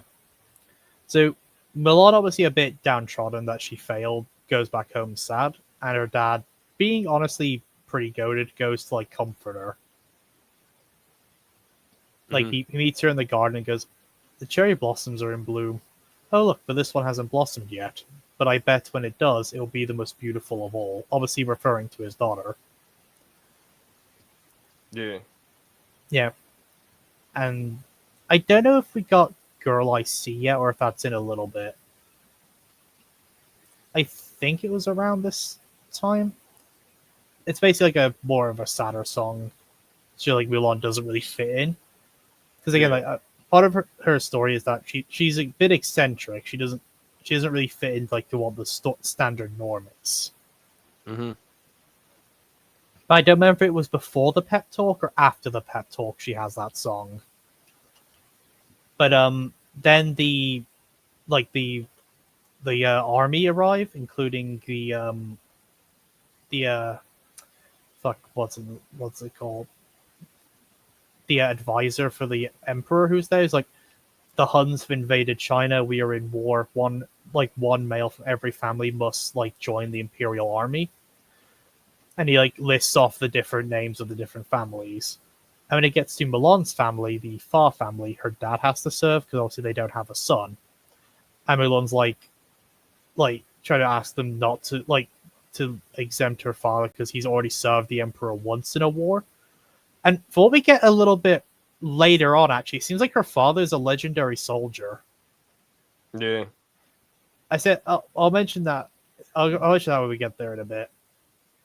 So obviously she's like begging like not to have her dad go. You know, he's already served once in the war, and it's assumed the injury he's walking around with is from that. Again, it's not really said what his injury is, but we can assume that's what it's linked to. And the guys just goes, "Silence. You will tell your daughter to hold her tongue in a man's presence." Again, really like the advisor guy is written to be absurdly sexist on purpose. Because Yeah, he's just very over the top, isn't we're he? not supposed to like it. James, what's his Like name? James Hong or something. He voices something like Ping that. in Kung Fu Panda.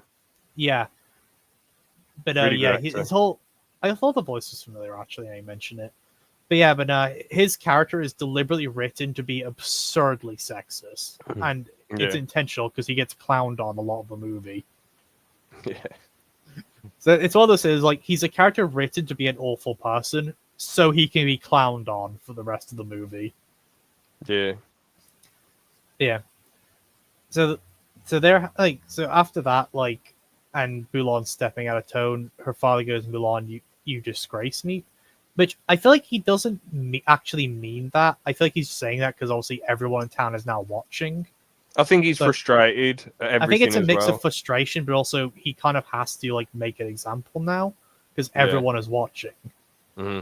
He has to stick by his honor and his code and going back to war for his Yeah. country. Which how can they draft someone who's bloody limping? Like, Well, it's just what's that going it on? has they need one man from every family to fill out the No, army, and unfortunately, he's the only man in his family at the moment. got in it. Yeah, but no, yeah, he would not have made it very far in the war. Like as you said, he's limping. He can't. He's clearly injured.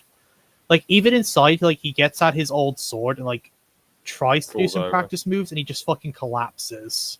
Exactly. Yeah. I mean, you can Like think maybe he if would have someone ran at definitely him, he'd died have a if he good. had actually gone to the war. But that's a Yeah. big point of the story is like that. And I feel like what Mulan does, how she sneaks out and runs off, it's like she has done something so brave because she's got no military skills and she's a chick, so she's not gonna get respect, and she could get killed if they find out that she's a woman Yeah. in the army. Good. Oh yeah, so we'll get to that in a sec. So at dinner that night, Mulan's like, "You shouldn't have to go. There's plenty of able-bodied men to like fight." And her dad's like, "It is an honor to serve my kingdom and protect my family." And Mulan's like, so you'll die for honor. He goes, I will die doing what's right. I know my place. It's time you learn yours. That was a bit harsh, Which, but again, like we say, it's probably frustration on his part. yeah, I think it's a bit of frustration on his part. And then, yeah, after that, Mulan like runs away, and then comes to the decision she's not gonna like, she's not gonna let this happen. So that night, she cuts her hair and she steals her dad's like armor and like sword and takes the horse to go take his place in the war. And of course, the grandma like gets like a vision from the ancestors, I guess. So she wakes up when it happens and tells them that Mulan is gone. And when the father tries to go after her, but collapses out as he's going, and the mom's like, "We need to go after her. She'll be killed." And then the father replies, "If I reveal her, she will be." Yeah. Yeah. Which that actually comes into play later in the movie as well, funny enough. Mm-hmm. But we'll get to that. So the grandma makes one more prayer on the ancestors, and this time the ancestors seem to actually respond to a prayer for once. Maybe it's because it's from one of their soon-to-be future members. I don't know. Yeah. Because he But goes, Mushu! yeah, Oh, they wait! awaken Mushu, who used I to be a family live! guardian. Yep. So That was pretty Mushu's fun. obviously the comic relief, like animal sidekick of this movie, along with the cricket. I can't remember exactly. Is it Eddie Murphy or something that Eddie plays Murphy, yeah. Mushu? I think so, yeah. But obviously, like, Mushu's the main comedy character, who has actually made a few memes as well. I didn't know he made some memes.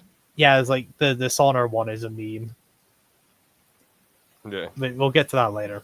So Mushu's there, like, doing this whole big spiel. It's like, so what mortal needs my protection? You just say the word, I am there.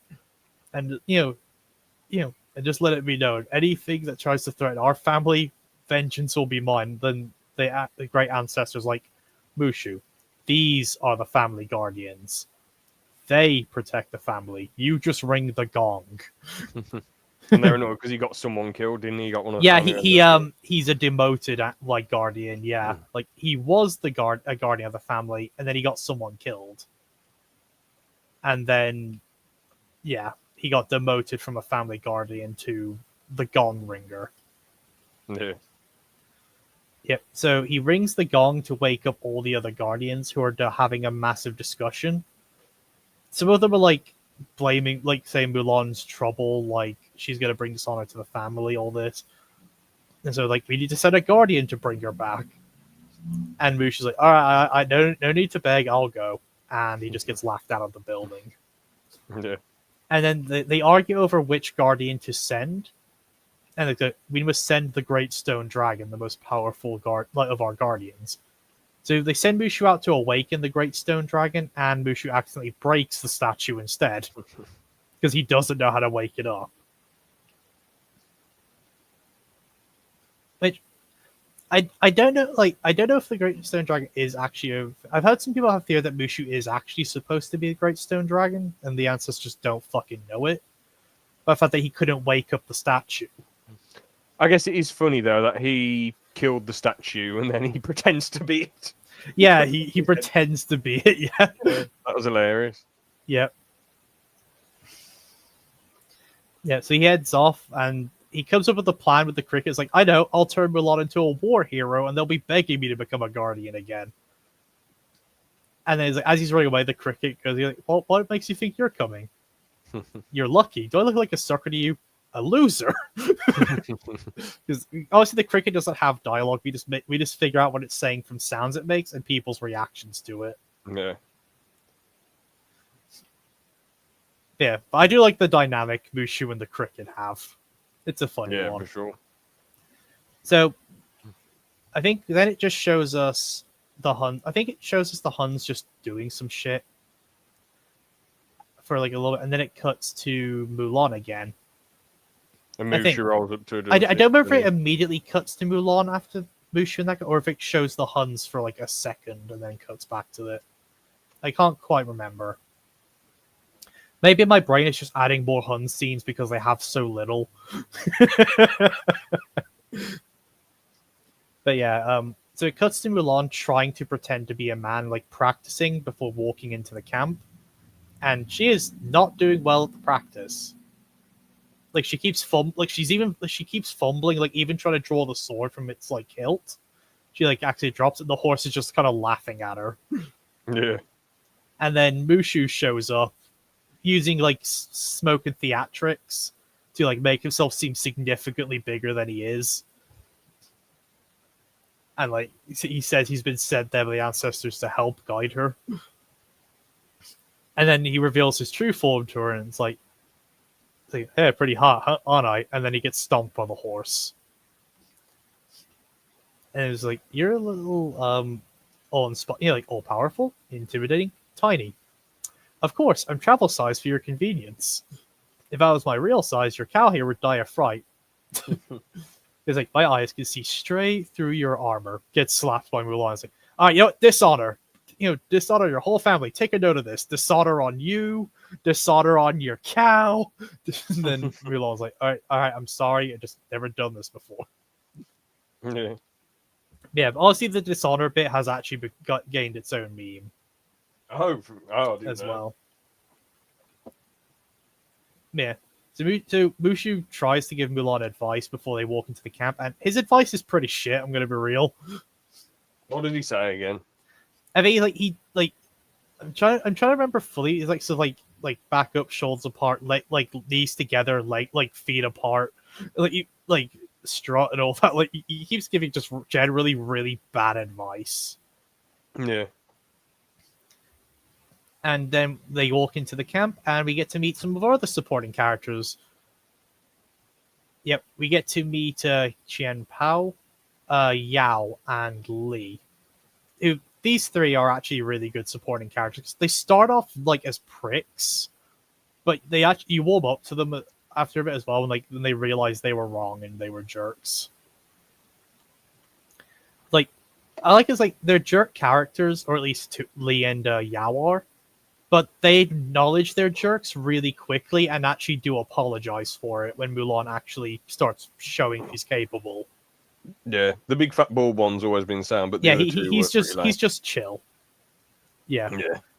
Yeah. So well, it's like so that's a good for the camp, which is like, yeah, they're marvelous, aren't they?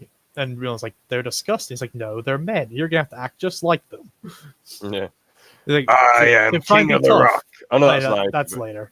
Yeah, it's like, so you got to so try and be tough. Like this guy cuts the Yao who like does a spit, and he's like, "What are you looking at?" It's like, punch him. It's how men say hello. Now slap him on the behind. They love that. And then Yao like goes to punch her, but Qianpo like grabs him, like, Yao, calm down and like chant with me. He's going like this to him. Yeah, he's like rocking him as he's chanting. And then he goes, you're not worth my time, chicken boy. And then Mushu goes, chicken boy, come say it to my face, you left noodle. And Yao noodle. Like, immediately turns around to fight and ends up actually punching Lee because Mulan ducked out of the way. This just starts an entire fight across the whole camp. Yeah. That just keeps gradually getting worse as more people actually gets pulled into it. Yeah. And then while this is happening, it cuts to the inside the main tent where you have the advisor, you have the head of you have like the general, and then you have the general's son, the main male lead and the love interest in Mulan, Shang. Shang, I think. Yeah, who are like talking through their battle plan and everything. It's like the general's going to take the main troops to go intercept the Huns. When these new troops have been trained by his son, they will join them on the front, and so on. So then they take off, and as they leave the tent, they realize the entire camp's basically destroyed. All the men are punching each other. Everything is just gone to hell. And it's like, well, and his dad's just like, well, good luck to you, and just takes off. Yeah. And then the advisor, I keep forgetting the name. I'm just going to keep calling him advisor because I cannot fucking remember it. He's like, day one. Shifu's his name. Shifu, okay. Shifu then, yeah. Yeah, he's like, day one. So Chang gets all the soldiers in line, and there's like, they signal out Mulan. It's like, oh, like, he started it. I say he here because obviously Mulan's pretending to be a guy, but we all know it's she here. But, yeah. So he asks for Mulan's name, and Mulan's trying to think of a name. Mushu keeps giving Mulan bad names. Like, Yeah. he cannot fucking settle on a name. Yeah. Eventually, they settle on Ping. Achoo! Yes, Gesundheit. Mushu. No, what is it? And then, yeah, so they do Mushu? Ping. No. Then what is it? Ping! Ping was my best friend growing up. It's Ping. Ping? Of course, Ping did steal my girl. Yes, Yeah. my name is Ping. It's like, so then they ask for, like, the scroll to see which family it belonged to, and they see, like, Fazu. And it's like, the Fazu? Which, the fact they say the makes me think Fazu was, like, a war hero, or at least a legendary soldier, before his injury. Kind of be the mic inside. What does that mean? My mic's kind of bad. I can't really help it. Yeah. Does it sound alright to you? Yeah, it sounds alright to me. I don't know then. I took the it sounded a bit worse when I had this windsock on it because you're only meant to have this when there's wind. So it didn't sound terrible. You look knackered, go to bed. How are you, Hey Kill? It's nice that you've joined a podcast. How's it going? How's the band doing? But yeah, what does this mean? Kind of be the mic. Yes, inside. Yes, I. Oh, yes, inside. I don't know. Sorry, what were you saying, Scott? Yeah, so by the fact that they refer to James is DC'd. It looks No, like I'm Lewis here. has I'm here. left I'm the just. stage. I've given you the floor. Oh, But okay. hold on. Sorry, Hey Kill. What do you mean the band is shocking? Like shockingly good? I'm guessing, or has it gone tits up? Yeah, what were you saying? I am the king! Ha ha! I think it's like the fact like they refer to like Fazu as like the Fazu makes you think like before his injury he probably was like a legendary soldier or something. Yeah. But the fact that they have like the honorific there on his name. Mm-hmm. But yeah. So then Chang's like, all right, now thanks to everyone's new friend Ping here, the soldiers have to spend tonight picking up every grain of rice they knocked over while they were brawling. Yeah. And basically, immediately Mulan is outcasted by everyone else. Like they are mad. And Mushu just pops up out of the armor. It's like, we need to work on your people skills, as if he wasn't the main fucking cause of this. Yeah, giving her all the crap advice.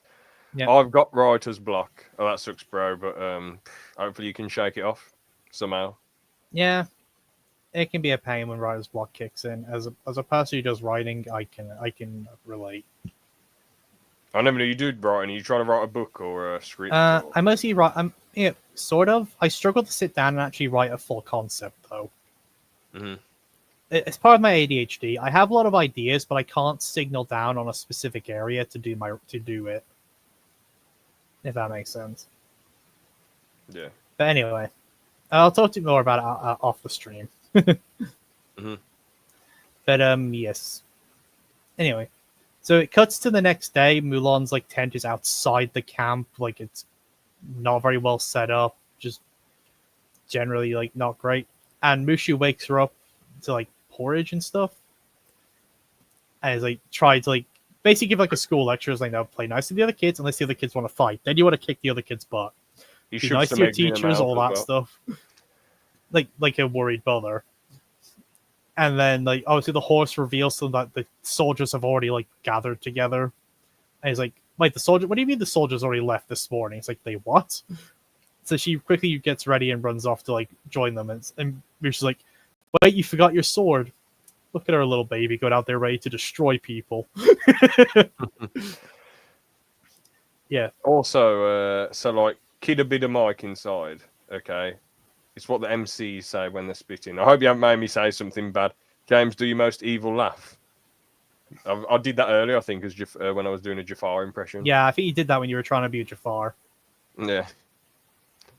What else is happening in Mulan then? What did I like? I'm trying to think. So the training montage was sick, bro. I like how they're all just dumb crap soldiers at first, and they have to gradually get better. It's like that make a man out of you song. That's one of the best Disney bops going, man. That's that song is a bop. Yeah, so Mulan gets there with the other soldiers who still are still mad at her, and are like, "It looks like our new friend Ping slept in this morning. hey, Ping, are you hungry? And Yao's like, yeah, because I still owe you a knuckle sandwich. Yeah. Then Chang shows up and it's like, he gives them like their first task. It's like big, like these like two really heavy medallion things you got to wear on your wrists, and you've got to wear them and climb this like giant log to fetch an arrow that he shot at the top. And none of them can climb it. Like they keep falling down because the weights are just too fucking heavy. And then we get our montage of "Make a Man Out of You," which is a fucking bop. The song is so good. Yeah. We must be swift as a coursing river, with all the force of a great typhoon, with all the strength of a raging fire, mysterious as the dark side of the moon. And I guess as a soldier, as a man, you got to be like that sometimes, especially in this modern world. So it's quite a moving, good tune. So definitely worth a listen. So there are two. So this song's montage is in two sections. The first section is showing the soldiers completely failing at every challenge and test. Like they are all really incompetent. When he's like, "How can I make a man out of you? Go home." No, sorry. How can I make a man out of you? Go home. Yeah, despite all how incompetent the other soldiers are, Mulan is even more incompetent because obviously no like use any of this. And I already know people are probably gonna like try and make this like a sex thing. There's also like there is a biological disadvantage there. Yeah. I don't want to make like a sexist thing out of that. I'm just saying like the thing that actually is. Mm-hmm. But I know like with how people can be on the internet these days, someone will use that as like a thing to try and make trouble. You know what I mean? But yeah. Yeah, unfortunately so. For example, a lot of the tests and challenges they have to do are like massive feats of strength and shit, like carrying like things and all that. Yeah. But yeah, generally like it's not going well for any of the soldiers, and it just has Mulan's also performing the worst of them because of that reason. So Chang's about to send her home, and then Mulan that night attempts the climbing thing once again while everyone else has gone to sleep. And she figures out what you actually have to do. Because Shang said earlier, you need to use both medallions to reach the arrow. And she figures it out. So she wraps them around the thing and uses them to climb up it. The other soldiers see her doing this and like kind of like cheer her on. And after that, like I guess that puts motivation back into them because then they start doing the challenges better. And actually start excelling at them.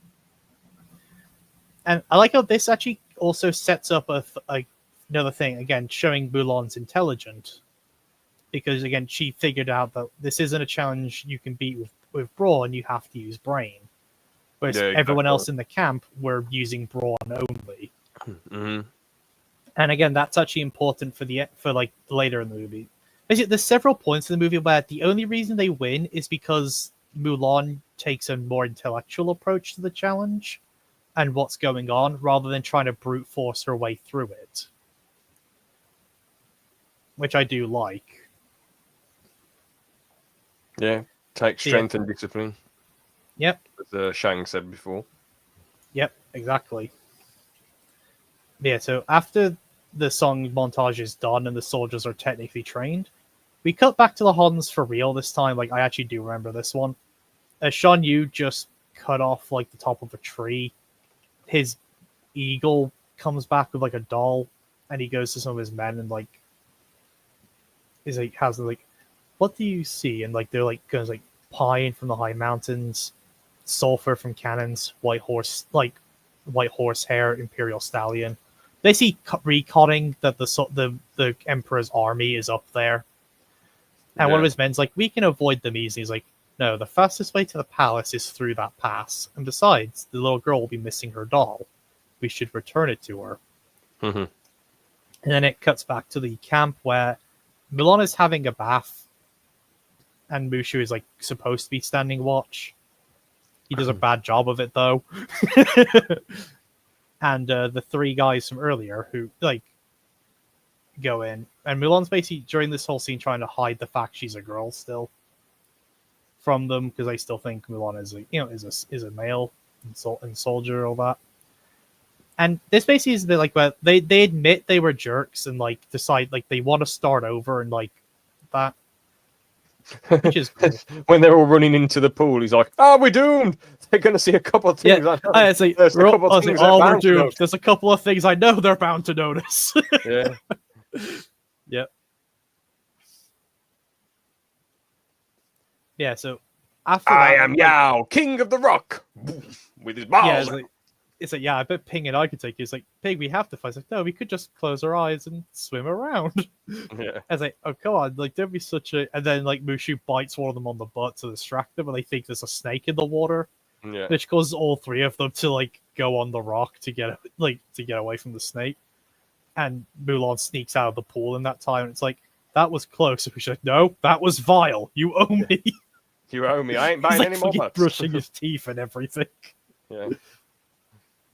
Yeah, it's like, I was like, yeah, I never want to see like another naked man as long as they don't put the entire camp run by into the lake. Yeah. Like all naked as well. And then we're like, hey, don't look at me. I'm not buying any more butts. Yeah. And then you've got Like, Shifu having a go at Shang, saying, yeah, we have you know, Shifu. If You first think off, our his name's troops are ready Shifu, to because I think fight, Shifu, huh? I think of the like teacher in Kung Fu Panda. So do I, yeah. But they will not last a minute against the Hun. It might be Chi-Fu or Shifu. C-H-E space Oh, F-U. Chifu. Okay. But they completed their training. Those boys are no more fit to be soldiers than you are to be captain. And Once the general reads my report, your troops will never see battle. Yeah. So Mushu obviously forges a letter hearing this, and then dresses up as a guard riding a panda because they can't get because the horse isn't cooperating with them. They hand the like urgent like letter to the to him saying that they're needed at the front, and so the soldiers take off like marching onto battle, and they get their "Girl We're Fighting For" song. Mm-hmm. Which is it's all right. It's a pretty it's all right. banger.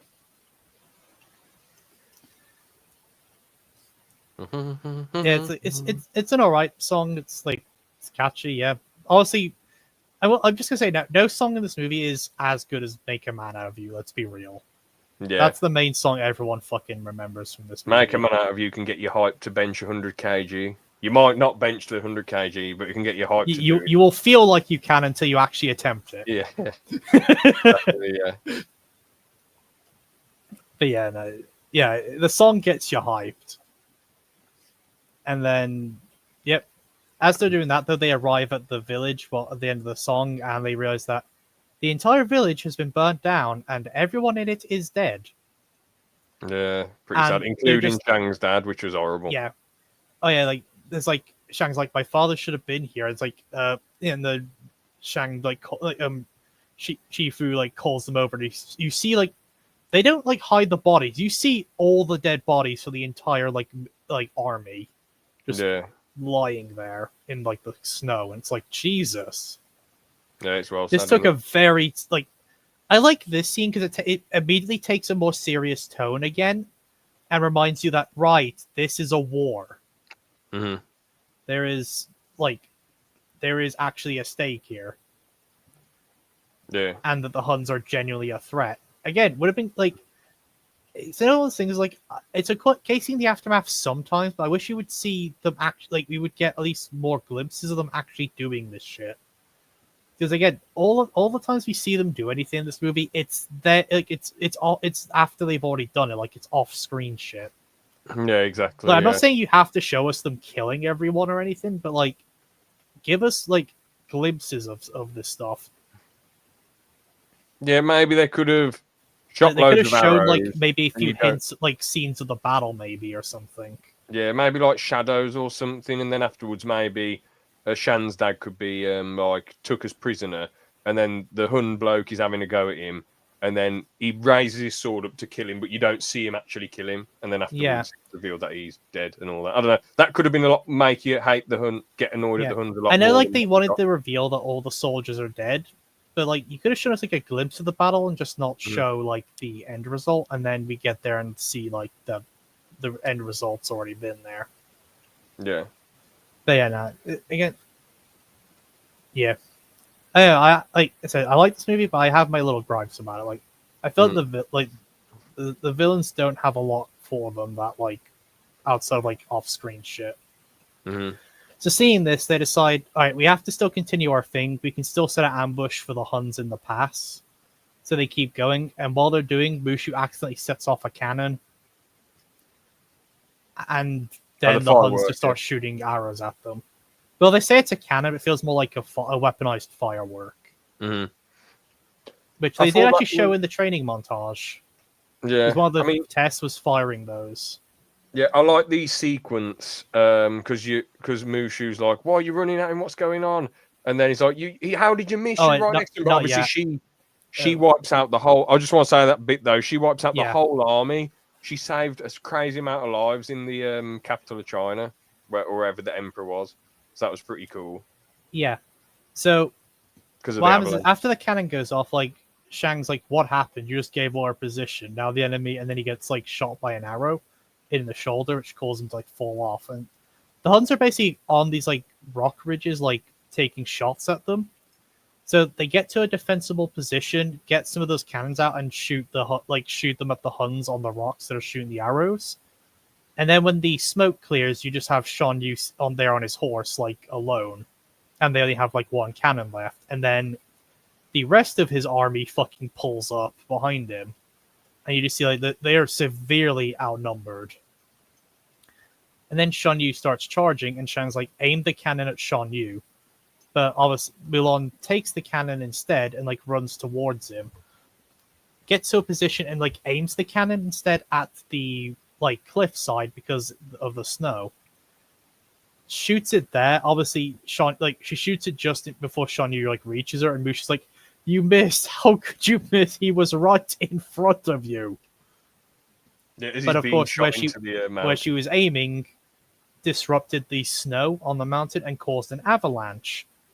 Which, again, winning through brain, not brawn, the avalanche wipes out Shan Yu's army.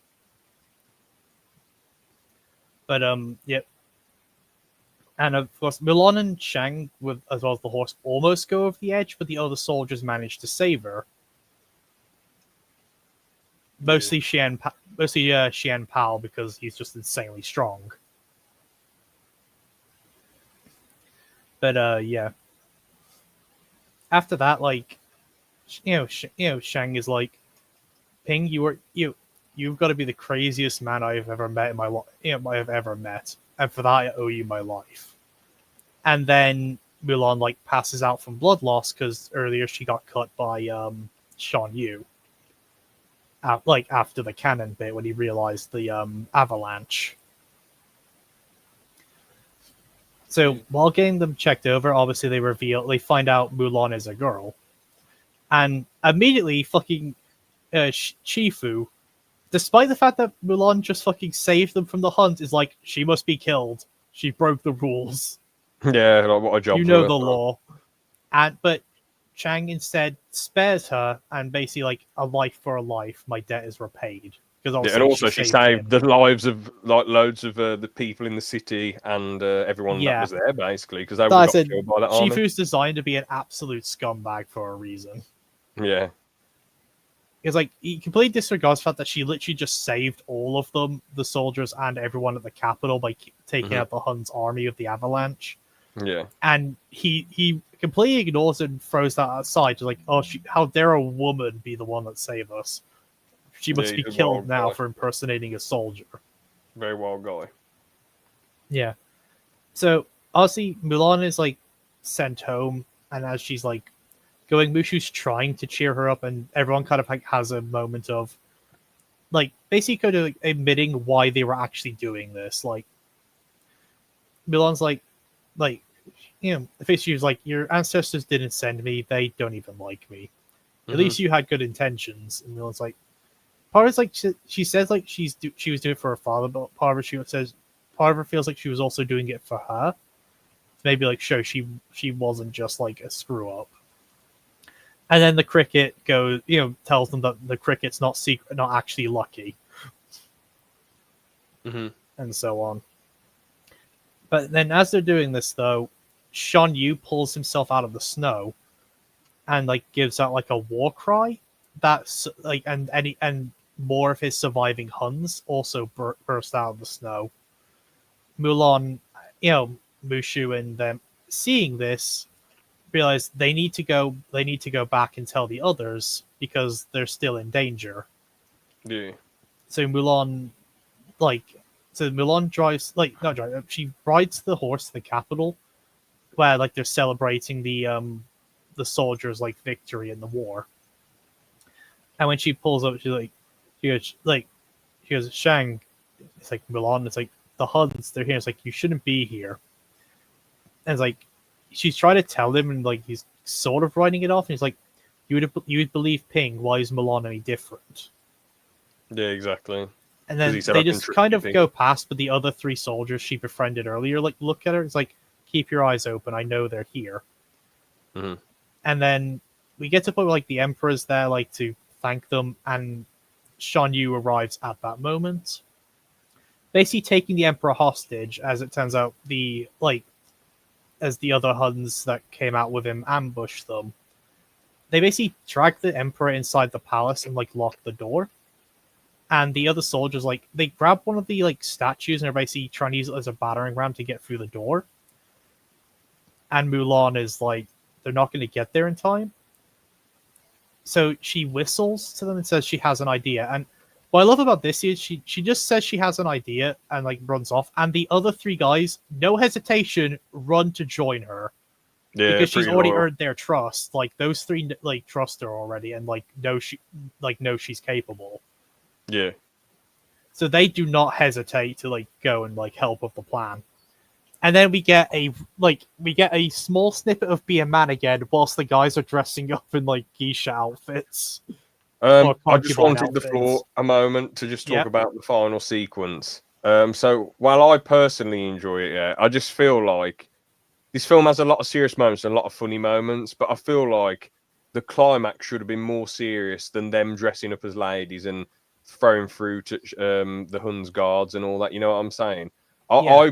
I'm not saying it's bad. It's still a good climax, but I feel like they could have. I just would have preferred more serious badass moments or a badass plan. Like they could have dressed up as women earlier for some silly thing, but the final climax would have preferred it to be a lot more serious. Yeah.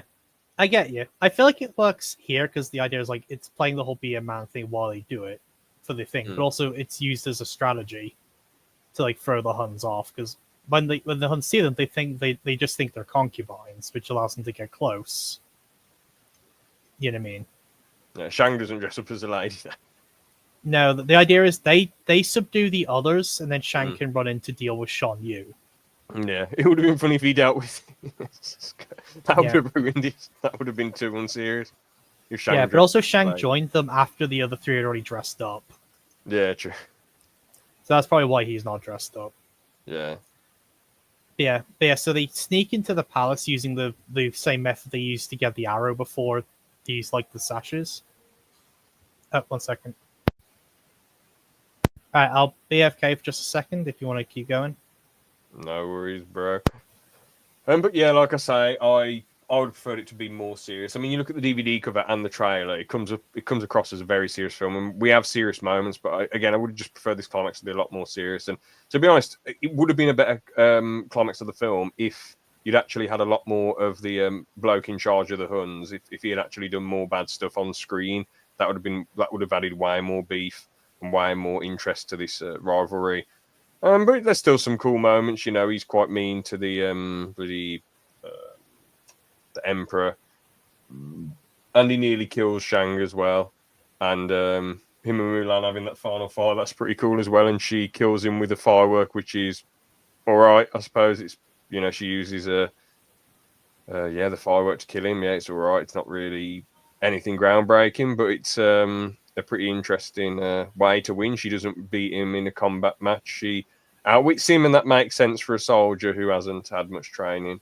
And again, her whole arc, we really root for her because it's realistic and she has a lot of adversity to overcome. So yeah, we do like that quite a bit. What else was cool about the final bit? I guess it's funny how the Emperor at first he's having a go at. Well, at first even Shang is having a go at Mulan. You know, at first he's like, "This is crazy, la di da da, I can't believe it." And then Shang, yeah, he's like, "'Tis a woman. She will never be worth anything." And then Shang finally just loses it and grabs him and says, "Listen, you pompous." Then the Emperor goes, "That is enough."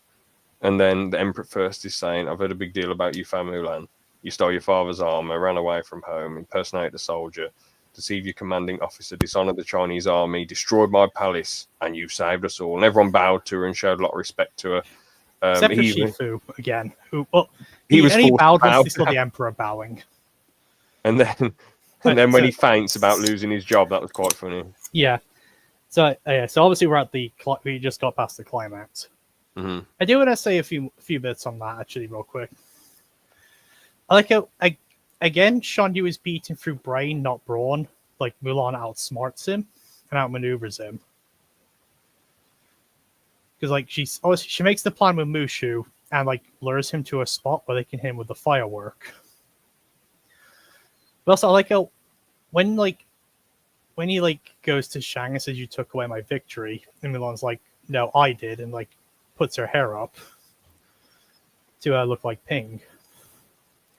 Shan Yu's not like a woman or anything like that. He's just like the soldier from the mountains and immediately is in kill mode. Yeah. It's like I like how they don't have him like get caught on the fact that like a woman that he's just like, "You're the soldier from the mountains." Which I don't know. I just feel like it's a nice moment. Yeah. But yeah, so they defeat Shan Yu with the firework, and then the Emperor comes out, and there's that. Did you cover the bit where Shifu was like, "Step aside, that thing's not worth protecting"? Yeah, it was crazy. Yeah, he's just again, showing you how much you're just a fucking asshole this guy is. It's like, where is she? Step aside, that thing's not worth protecting. She's a hero. She's a woman. She'll never be worth anything. crazy, isn't it? So, yeah, and then of course the Emperor comes out. You can't win some people over. Yeah, the thing is, the Emperor's actually a really down to earth person as well. Yeah, I wonder why he picked that tit as the advisor. I know, right? Well, I mean, clearly he gave the guy's job to Mulan afterwards. True, Like, yeah. Shifu, make sure this woman is made a permanent part of my council. But there's no council positions open, Your Majesty. Very well, you can have his job. That would have been honestly, that would have been cool if the sequel. I can't remember Mulan 2 very well. It's a direct-to-DVD sequel. It's not very good or memorable. It would have been cool if the second film had been about her like trying to assist the Emperor and maybe try and keep order in China. That would have been a good idea for the maybe, second yeah. Yeah, so there's that, and then Mulan says she just wants to go back home after everything. He's like, very well, then take this, and gives her like the Emperor's crest, and then gives her Shan Yu's sword. It's kind of the crest so that your family will know what you did for China, and then the sword to know so the world will know.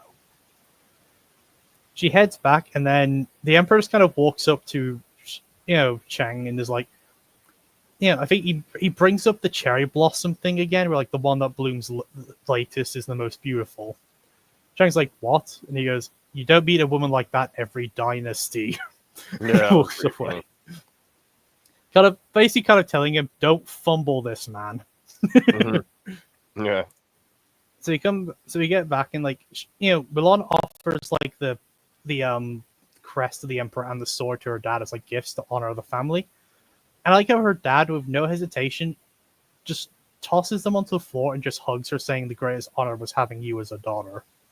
Like, he looks really past those two objects that she brought back to make honor and just says, like, she's his greatest honor, which I love. Yeah, that was a great moment. Yeah, and then it cuts to the grandma watching. It's like, if you ask me, she should have brought home a man. And then Chang shows up. Yeah, it's like, does Farm Mulan live here? And she's like, sign me up for the next war. And then it's got they have a bit. It's like, would you like to stay for dinner? And you just have the grandma go, would you like to stay forever? That was pretty funny. Yeah, and then Mushu gets promoted back to being a guardian by the head ancestor reluctantly, because he did do a good job here. And then that's basically where the movie ends. And I say it's a fun movie, and I like it. Yeah, it's one of my favorites. I'll just sum up some bits and pieces, I guess. Yep. I did like I just like Mulan's arc. I think that was the biggest strength. I thought Shang was a good character. I thought Shifu was funny how much of an arsehole he was. I thought the Emperor's pretty good. The villain was a bit naff. Story was overall very entertaining. Songs were mostly all right, but the best one by a landslide was Make a Man Out of You. I don't like like I say, the climax could have been a lot better, to be honest, with how unserious it was at some points. I do like, though, the comedy balancing throughout most of the film, I suppose. Originally, I thought it was the best Disney film, and I gave it a 9 out of 10. But now I would say it's an 8.5 out of 10. Very great film. It's still up there, still top 5 for Disney animated films. But Yeah, I guess I would now say I'm watching 8.5 is 8.5, maybe 8.7 for me as well. Yeah. I love this one. Yeah, I mean, it is a great film. Yeah, and I think Mulan, again, I feel like someone's going to try and make this a problem, but please, like, don't. Mulan is probably one of the best examples of how to do a strong female lead properly. You know what I mean? Yeah, because she isn't just some OP girl boss within 2 Yeah, seconds. she isn't super OP. She makes mistakes. She has flaws. She grows as a person. We follow her journey. Yeah, it And makes her... she wins through her own strengths without she doesn't beat Sean Yu because she's suddenly magically physically stronger than him. Because as they established, no one is physically stronger than that guy. He's literally cutting through entire pillars. He's a tank. Yeah. It's that she beats him through using her brain, which again, is set up throughout the whole movie that she's intelligent. She and can think of plans. And that's how she wins through that. She outmaneuvers him and outsmarts him basically. Yeah, exactly. Like I said, she has flaws. She struggles throughout a lot of the movie. She's not she's not instantly an amazing soldier. She's stumbling throughout most of the training, and so on. And I said, it's a mix of she has her strengths, she has her flaws. She's very human, and it makes you follow along her journey and want to see her succeed for it. Mm-hmm. And that's where I run into issue with the live action one, where she's legit just fucking perfect right off the bat. Yeah, that must be annoying. Yeah, so to sum up the live action one, she was born with this chi energy that basically just makes her instantly good at everything she does. Pretty boring. Yeah, and it's there's nothing interesting or fun to watch with this character. There's no struggle here. Her only struggle in the movie is just to stop pretending to be a guy soldier and just go out there as she is. Yeah. That's literally her struggle in the live action movie. Mm-hmm. Not is stop pretending to be a male soldier and just go out there as you normally are. With your weird magic chi powers that literally make you a super soldier for no fucking reason. And it's there's nothing interesting to watch about that character arc. Yeah. If a character is good and this applies to any character, male or female. If the character is perfect off the bat, there's nowhere to grow. They're not interesting to watch. True. Especially not as a lead. Yeah. You can have characters like that for the moment, but they're not interesting as a lead character. Yeah. Where there's nowhere to grow and nowhere for them to advance and develop if they're just good at everything all the time. Yeah, very fair comment. Yeah, I said that I hold that one true for both sides, male or female. It doesn't fucking matter. Yeah. In a lot of these stories where someone gets better at something, they don't always beat the antagonist. Like in the first Kung Fu Panda, Po pretty much lost until Tai Lung lost his shit, didn't he? Yeah, once Tai Lung lost his will to keep fighting, that's when Po won. Up to that point, Po was getting fucking annihilated by Tai Lung. Yeah, and it makes sense because Tai Lung whooped a massive prison with a load of guards, and he whooped the Furious Five and whooped Shifu as well. Can you imagine how boring Kung Fu Panda would be if Po was instantly a Kung Fu master right off the fucking gate without having to train? Yeah, it would have been crappy. Imagine if at the beginning of the movie, Po was already in the position to beat Tai Lung right away. There's no impact or build up to Po's arc. Yeah, there's no questioning on if he'll actually be able to win the fight or any of that. And there's no powerful scenes like when he had to run away with the imposter syndrome, when he goes, like down the stairs, and then the imposter syndrome, the self-loathing, all that. Kung Fu Panda will be another really fun one to do on this at some point. I feel Yeah, we I'd both like to have a lot review to it. talk about that movie. That movie's great. Hmm. But I'm just using that as the example of imagine how like boring and like that Kung Fu Panda would be if Poe was instantly a Kung Fu master in the first movie. Yeah, it would have been tat. Yeah. Well, guess we can.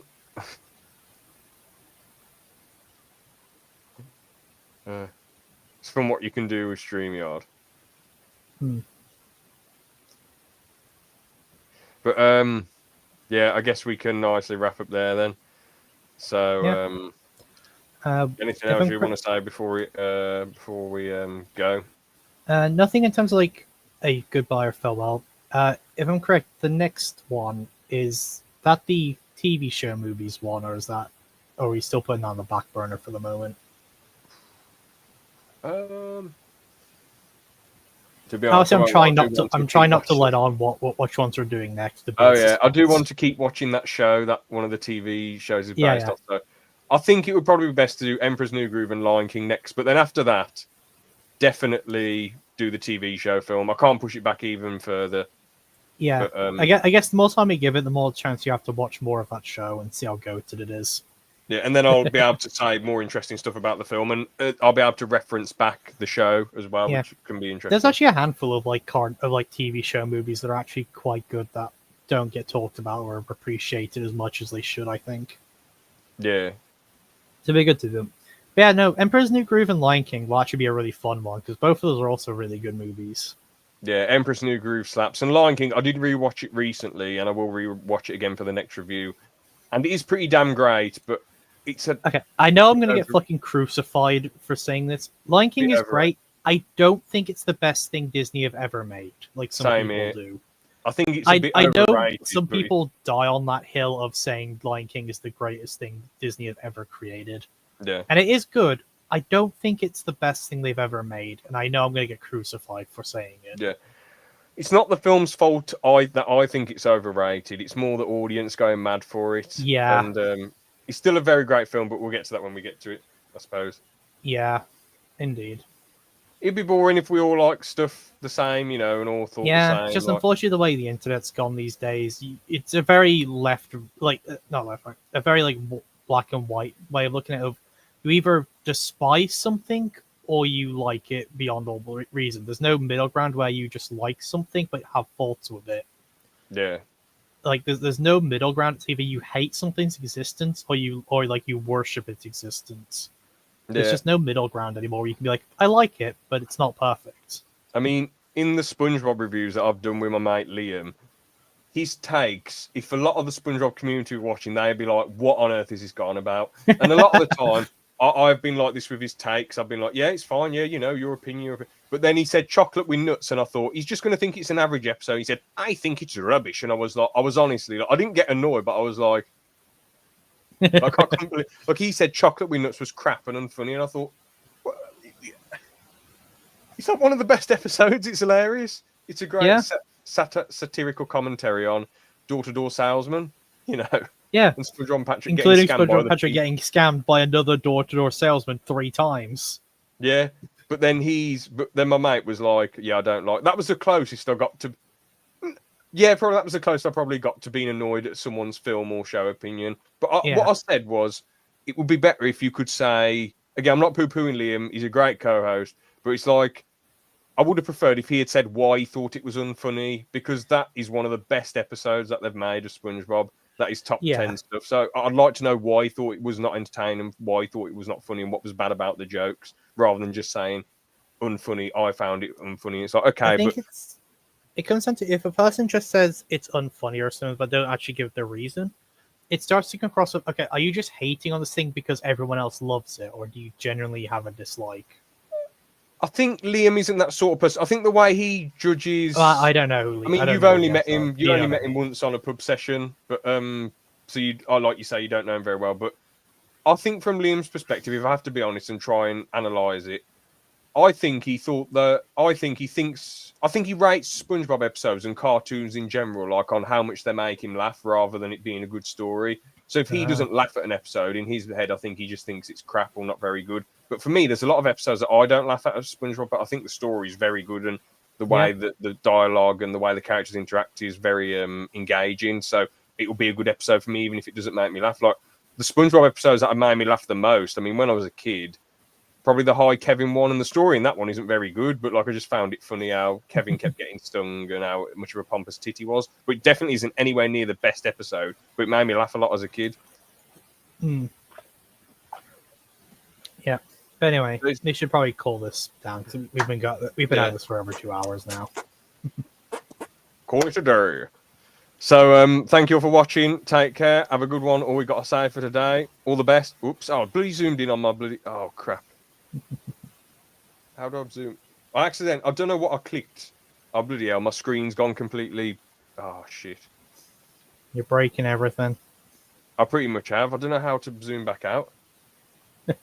Oh shit! I'm screwed. Oh, hold on. Oh, escape. If I could share my screen, but I physically don't have the. I don't think I can even end the stream. Oh shit, bro! I'll send you a screenshot on Discord. I've zoomed in loads, and it won't unzoom. It'll unzoom the tab, but it won't unzoom the stream. It won't unzoom us our two screens. Oh shit! I'm gonna see how much I can just try and hold on. Come on, please. How did this even? There we go. Yeah, it's working now. Perfect. All right then. Like I say, all we got to say for today. All the best. God bless. Have a good one. Yep. Bye.